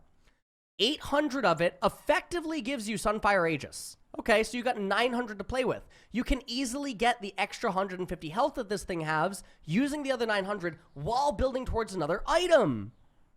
Do not finish Sunfire. They nerfed it. Oh my god, they even nerfed it. Wait a minute. Hold on. Wait a minute. Wait. They fucking nerfed this item. It's that much worse.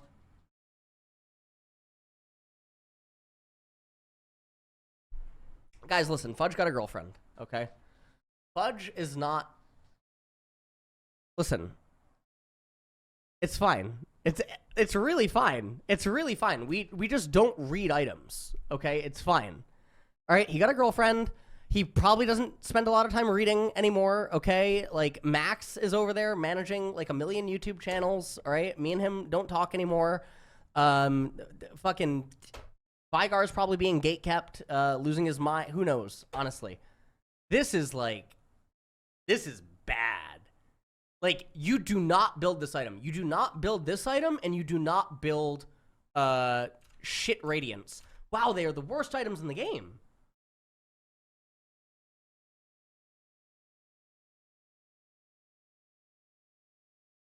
They are so bad. It's a trap if you build this item.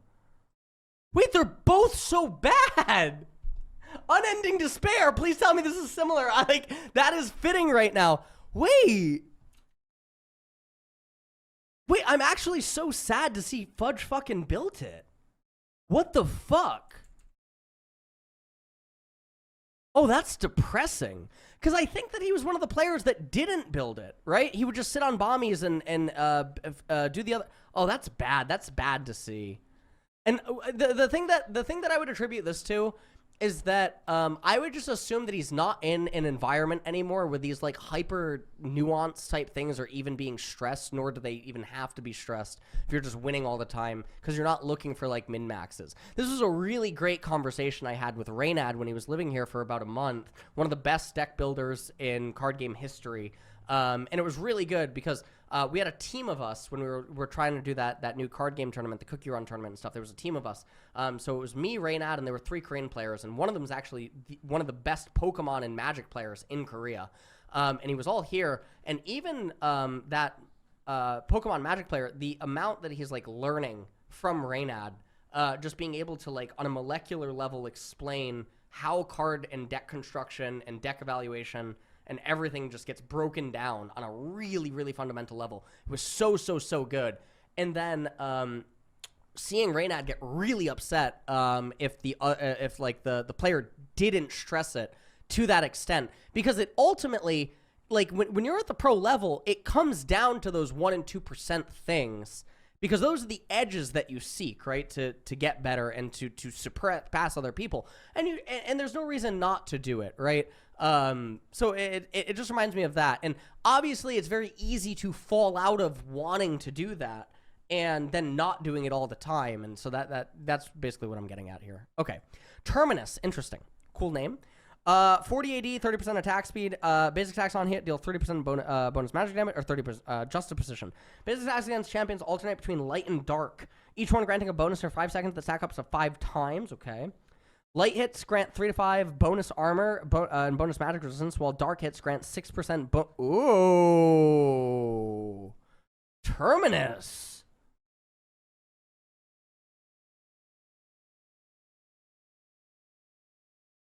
Okay, so 25 bonus armor and MR, and 30% armor and magic pen.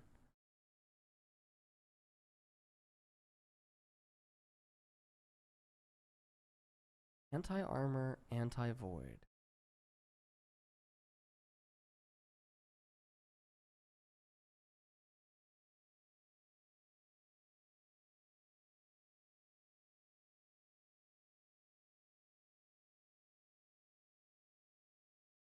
Well, it's like an on-hit KO item, for sure. Okay, I have to come back to Terminus. I'm gonna come back to Terminus. It'll take like a little bit. I don't want to lock up the stream for like fucking 10 minutes while I think about Terminus. This is a lot to entertain. Because there's a lot of different champions that this can fall into. So yeah, obviously like the way that you would want to look at Terminus is, do you utilize the hybrid pen? That's first and foremost. It's not just the hybrid resistances. You can utilize one part of the pen, magic or AD, and then utilize the resistances to make you tanky. I definitely think that is a thing. If you're able to hit the enemies a lot before they can even hit you, and you get armor pen and you get tanky. I'm trying to think, like, obviously this is a KO item. It is just a KO item, no matter what. Okay, so it's basic attacks. Okay, basic attacks. Hold on. Basic attacks. It can make you tanky. I mean, Akshan comes to mind. I'm not sure. Immediately, Akshan does come to mind, just because of the way that he works. Okay. Other things that will make you tanky with autos and stuff, and then give you hybrid pen. You have to want to utilize the attack speed and the AD as well.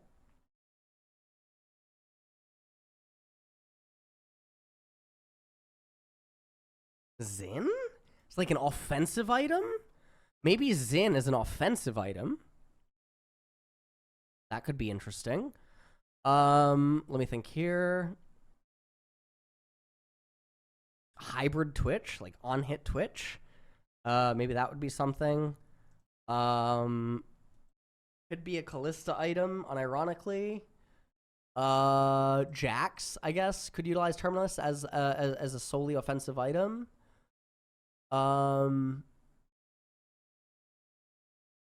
There's a lot of conditions to hit here.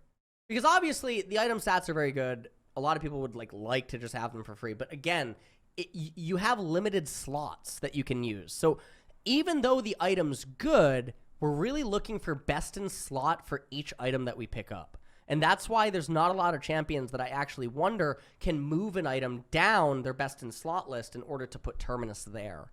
Yeah, so it is a little difficult.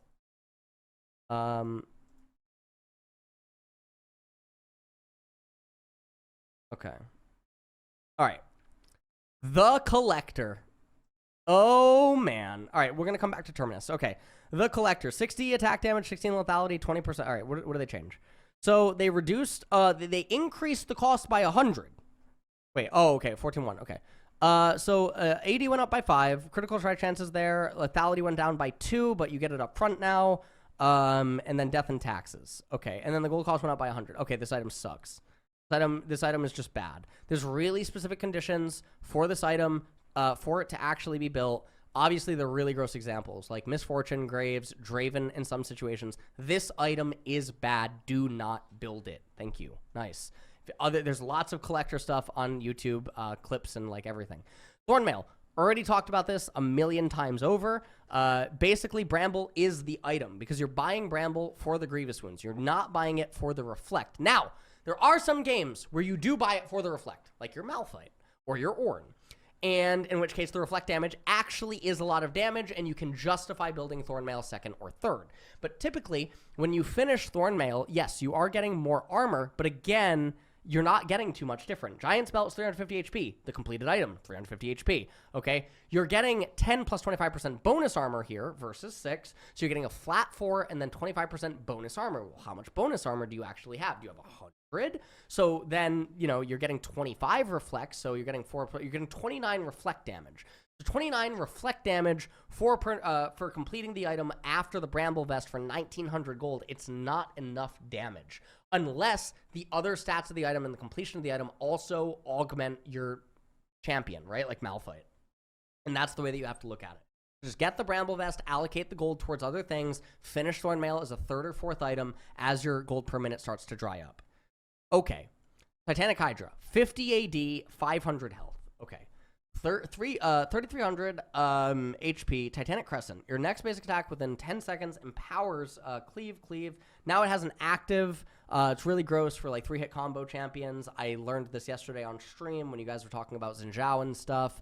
Yeah. So basically 3-hit active champions and you know, auto attack reset champions that just really good power and stuff. This item is now bonkers on them.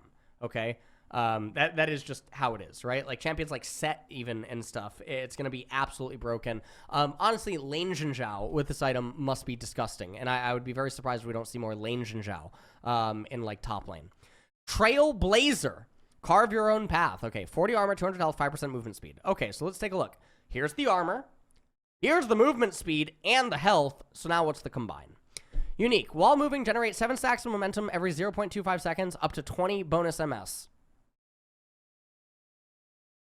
At maximum stacks, you leave behind a path that briefly grants 15% of bonus movement speed to ally champions within.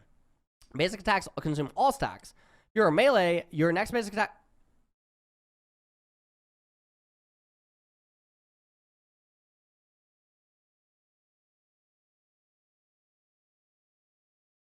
Okay. Here's what this is good for. It's good for melee engage supports as a second item because you didn't waste your fucking gold on control wards and you can actually afford one.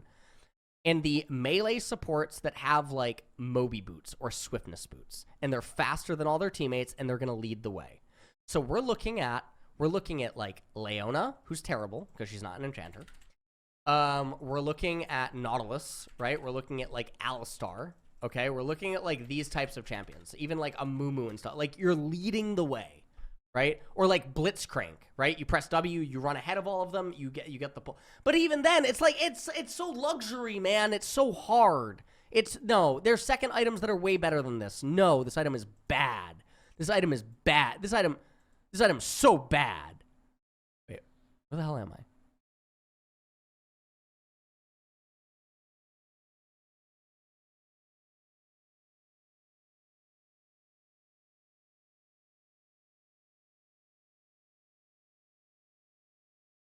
All right. Okay. Training Force. What was changed? Okay. So 14-1. Sheen, Phage, Hearthbound Axe, plus 33. Okay, nice. So what was changed? Old. 300 health, 45 AD. So you get 45 AD versus 40, 33%, 33, 20, 20. What? Threefold Strike. Passive Quicken. Basic attacks grant 20. Okay. Wait, what? You don't... Wait.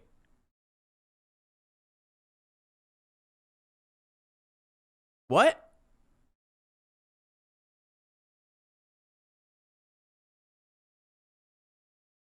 Wait, this item is dog shit.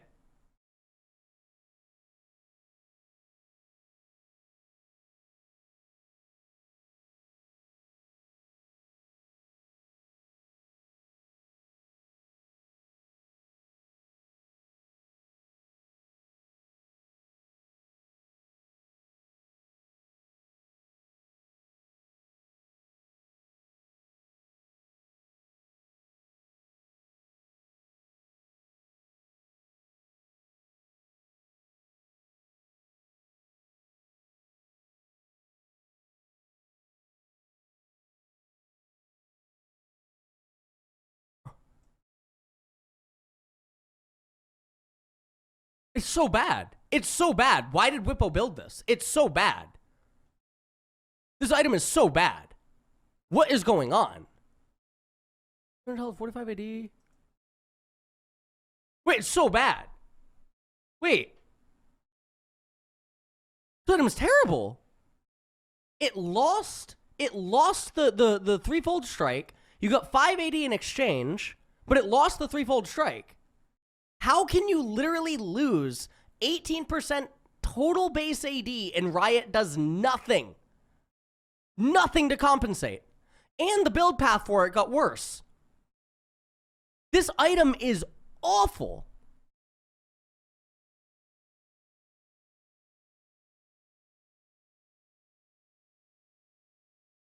Like, okay, there's still champions that will build it because they just don't have an alternative. This item is so bad. Like, I can't even explain how it's bad. The build path for it is now worse. You get less damage than you used to. It's not cheaper. Is it, like... Wow, this item's terrible. Wow, okay. Umbroglaive. 2650 attack damage, 15 ability haste, 15 lethality. Okay, solo queue item only. Do not get this in competitive. Yeah, I mean, that's pretty much it. It went up by 300 gold. Lethality was increased by 2. Honestly, in competitive, it's probably a buff. It's 1 extra minute that you have to wait for the item. If you're a support, it's 2 extra minutes in exchange for getting a little bit more damage. I think that's totally fine. Because it's a utility item anyway. You're not getting it to immediately impact the game. Unending Despair. That's me doing all these. Okay, 10 ability haste, 55 armor, 400 health. Anguish. Every 7 seconds. Oh, wait, isn't that the old passive? Every 7 seconds in combat with champions, deal 30 to 50 based on level, 3% bonus health, magic damage to enemy champions within 650, and heal yourself equal to 200. So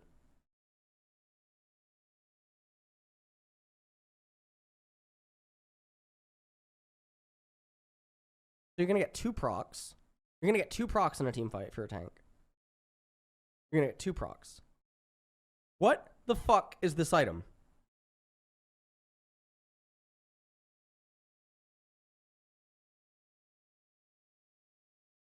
You're going to get 2 procs in a team fight. It deals a lot of damage. A lot. Heal yourself for... Oh, it's post-mitigation. Hold on. Procs.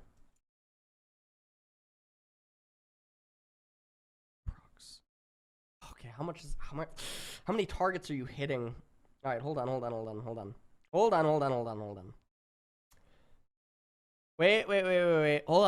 Wait. Hold on. Okay, hold on. How many targets are you hitting? All right. 3% bonus health. Okay. 30 plus 50. 80 magic damage. Goes through resistances. All right. Goes through resistances. Let's say that it loses, you know, what are we going to say that it loses? Say it loses 20. Okay, you get 60.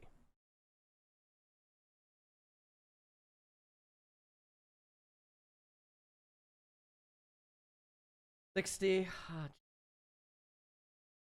50, 300 health. If you hit two targets, it's reasonable that you will heal for 300 in a team fight.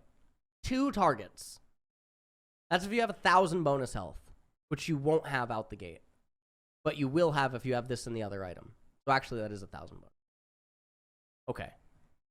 So you will get 300 heal. Up to 450 heal.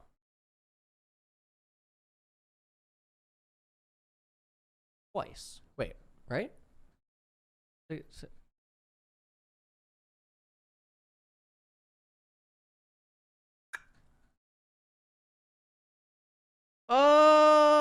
Shit.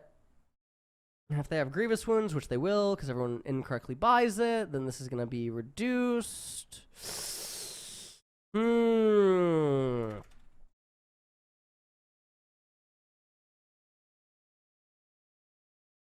Okay, I gotta come back to this. I gotta run more number simulations than what I'm just doing on my head right now, and then I gotta combo it with some other items, and then I come back to it. There's a very good chance that it's extremely good. I'm just some of the sims in my head right now aren't saying that. Vigilant Wardstone sucks. Void Staff, we did a really long one earlier on. Feels like forever ago, literally 3 hours ago. We did a really long explanation on Void Staff versus Crypt Bloom. So just check that part out. That is exactly that. Okay. Voltaic Cyclo Sword. 55 AD, 15 ability haste, 18 lethality. Energizer. Moving in basic attacks generates energized stacks up to 100. Galvanize.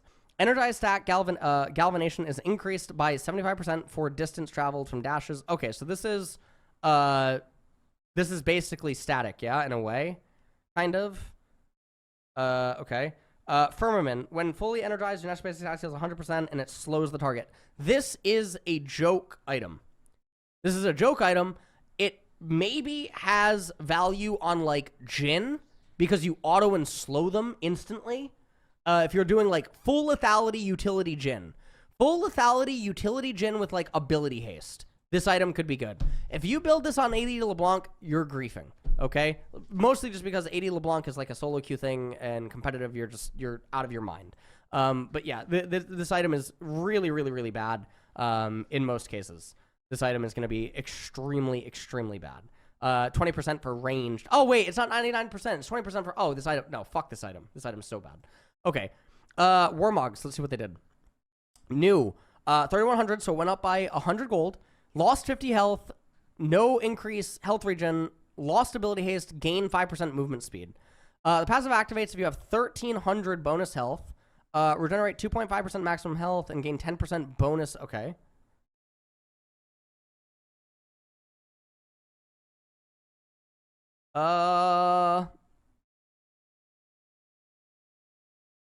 You gain movement speed out of combat.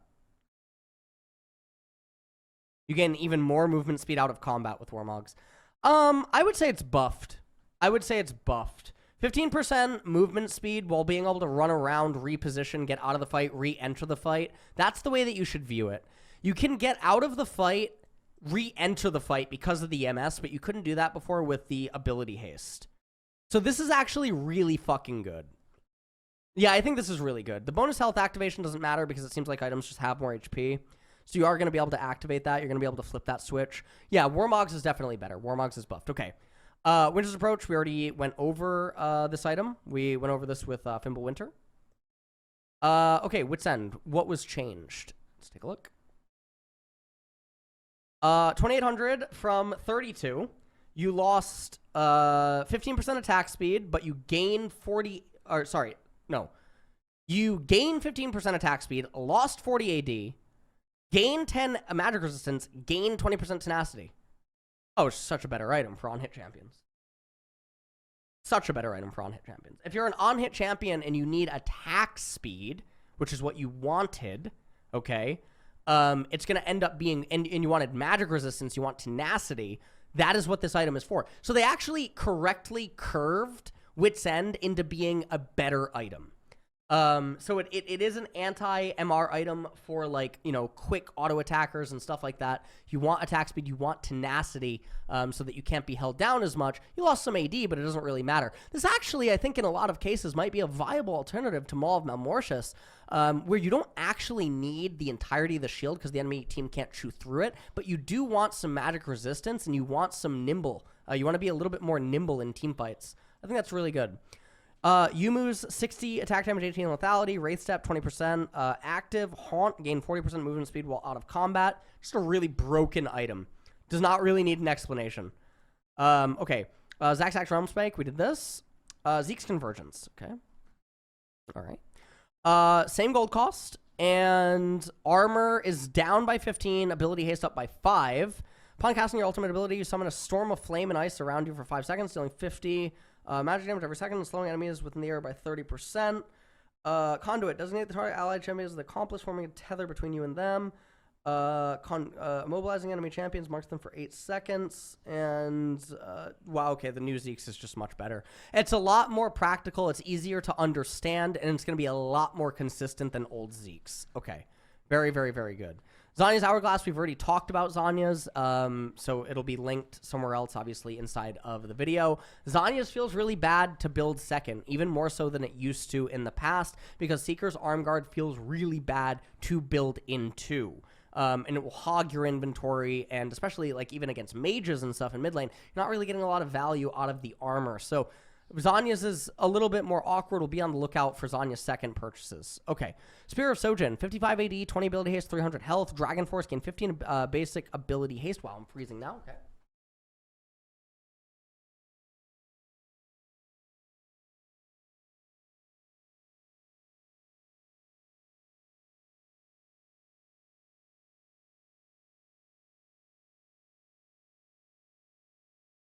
Okay.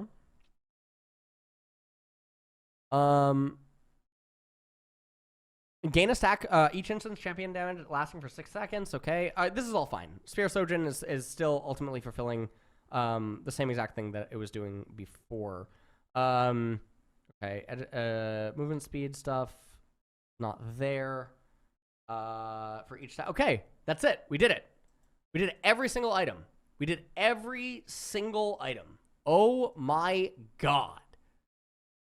Holy shit. Now, we can do an item tier list. Oh my lord. Oh my god. How long did this just take? 5 hours, man. Fuck. This is why pro teams don't do this, by the way. This is actually why pro teams don't do this. I'm not even kidding. And some people might think, like, 5 hours is not a lot of time. This is 5 hours for someone that already possesses the skill set to just read the items and, like, run things through their head and then discern differences between the items as well as, like, the components and, like, juggling scenarios. So for people that don't do this on the daily and stuff, it takes a lot longer. I'm going to make mistakes while I'm doing this on, like, the first run, right? So I think, like, accuracy is also going to be much lower if you're not used to doing this. You know what I mean? So, yeah, so... Well, this just took me 5 hours, and this is literally something I do all the time. And I understand, like, I'm reading it off and I'm, like, speaking out loud and stuff like that and yada, yada, yada. But, like, this actually is not something people want to do. And I totally understand that. And I do hope that, like, the video that I put out that has designated timestamps for specific items and stuff like that, yeah, I mean, I hope that is, like, good. And I think that some of the combos that we got into about, like, why you build certain items, why, like, the items are actually bad because they're essentially the recipe components, why we build certain recipe components before other recipe components because of their effectiveness and how they play out to certain things. Those explanations are, like, the molecular, like, level of, like, building, right? For items and stuff. So, yeah, that was, wow, my brain is actually, like, kind of stressed. And again, This is first run through, so I have to go through this again. I would feel like 80% confident, or like 85% confident on everything that I just read right now. And the reason I don't feel 100% yet is because I need to understand these things more, to understand how other things line up against them. What I am 100% gun to my fucking grandmother's head certain about, these items are fucking terrible. I swear, like, dude, Morello is getting off. Morello was on death's row. Dude, Morellonomicon as an item was scheduled for fucking, like, execution by electric chair, lethal injection, fucking spraying water on the electric chair as it's going off. Fuck that. This thing, it's getting off. It's actually just being pardoned, all right? These items are now on my shit list. If I see these fucking things in LCS later today, we're going off. These items are so fucking bad. Don't get me wrong, though. Morello's getting arrested as soon as it leaves jail again. But, like, these items are so bad. And I'm so upset that they were built twice yesterday, and I just didn't know how bad they were. God, they got off scot-free. It's all fine. Okay. Hullbreaker. Okay, guys. Stop spamming. Okay. On attack, grant a stack for 10 seconds, stacking up to 5 times. The 5th stack consumes them all to deal 140%. Yeah. Okay. Well, no allied champions are within 1,400. Yeah, what am I missing here? Huh? What am I missing? Oh! Shit! Wait! Oh my god! Your minions! Oh! Oh! Oh, this item fucking sucks!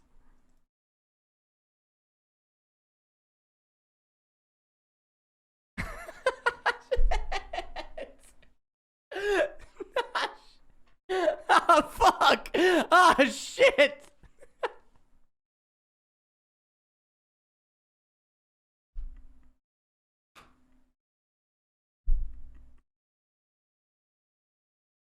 This is so fucking bad!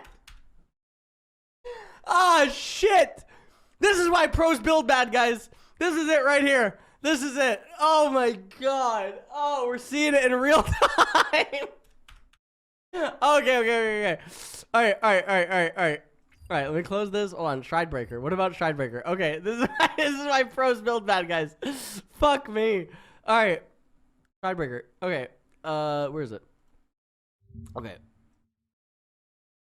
Where is it? Okay, this. All right, whoa. Slow enemies in a, unique. Breaking Shockwave. 450 radius around you for 3 seconds for each champion slowed. Gain 35% movement speed. Yeah, this item sucks. This item sucks. Yeah, this item sucks. This item is bad. This item is bad. Yeah, it used to deal AoE damage. Yeah. This item sucks. This is a bad item.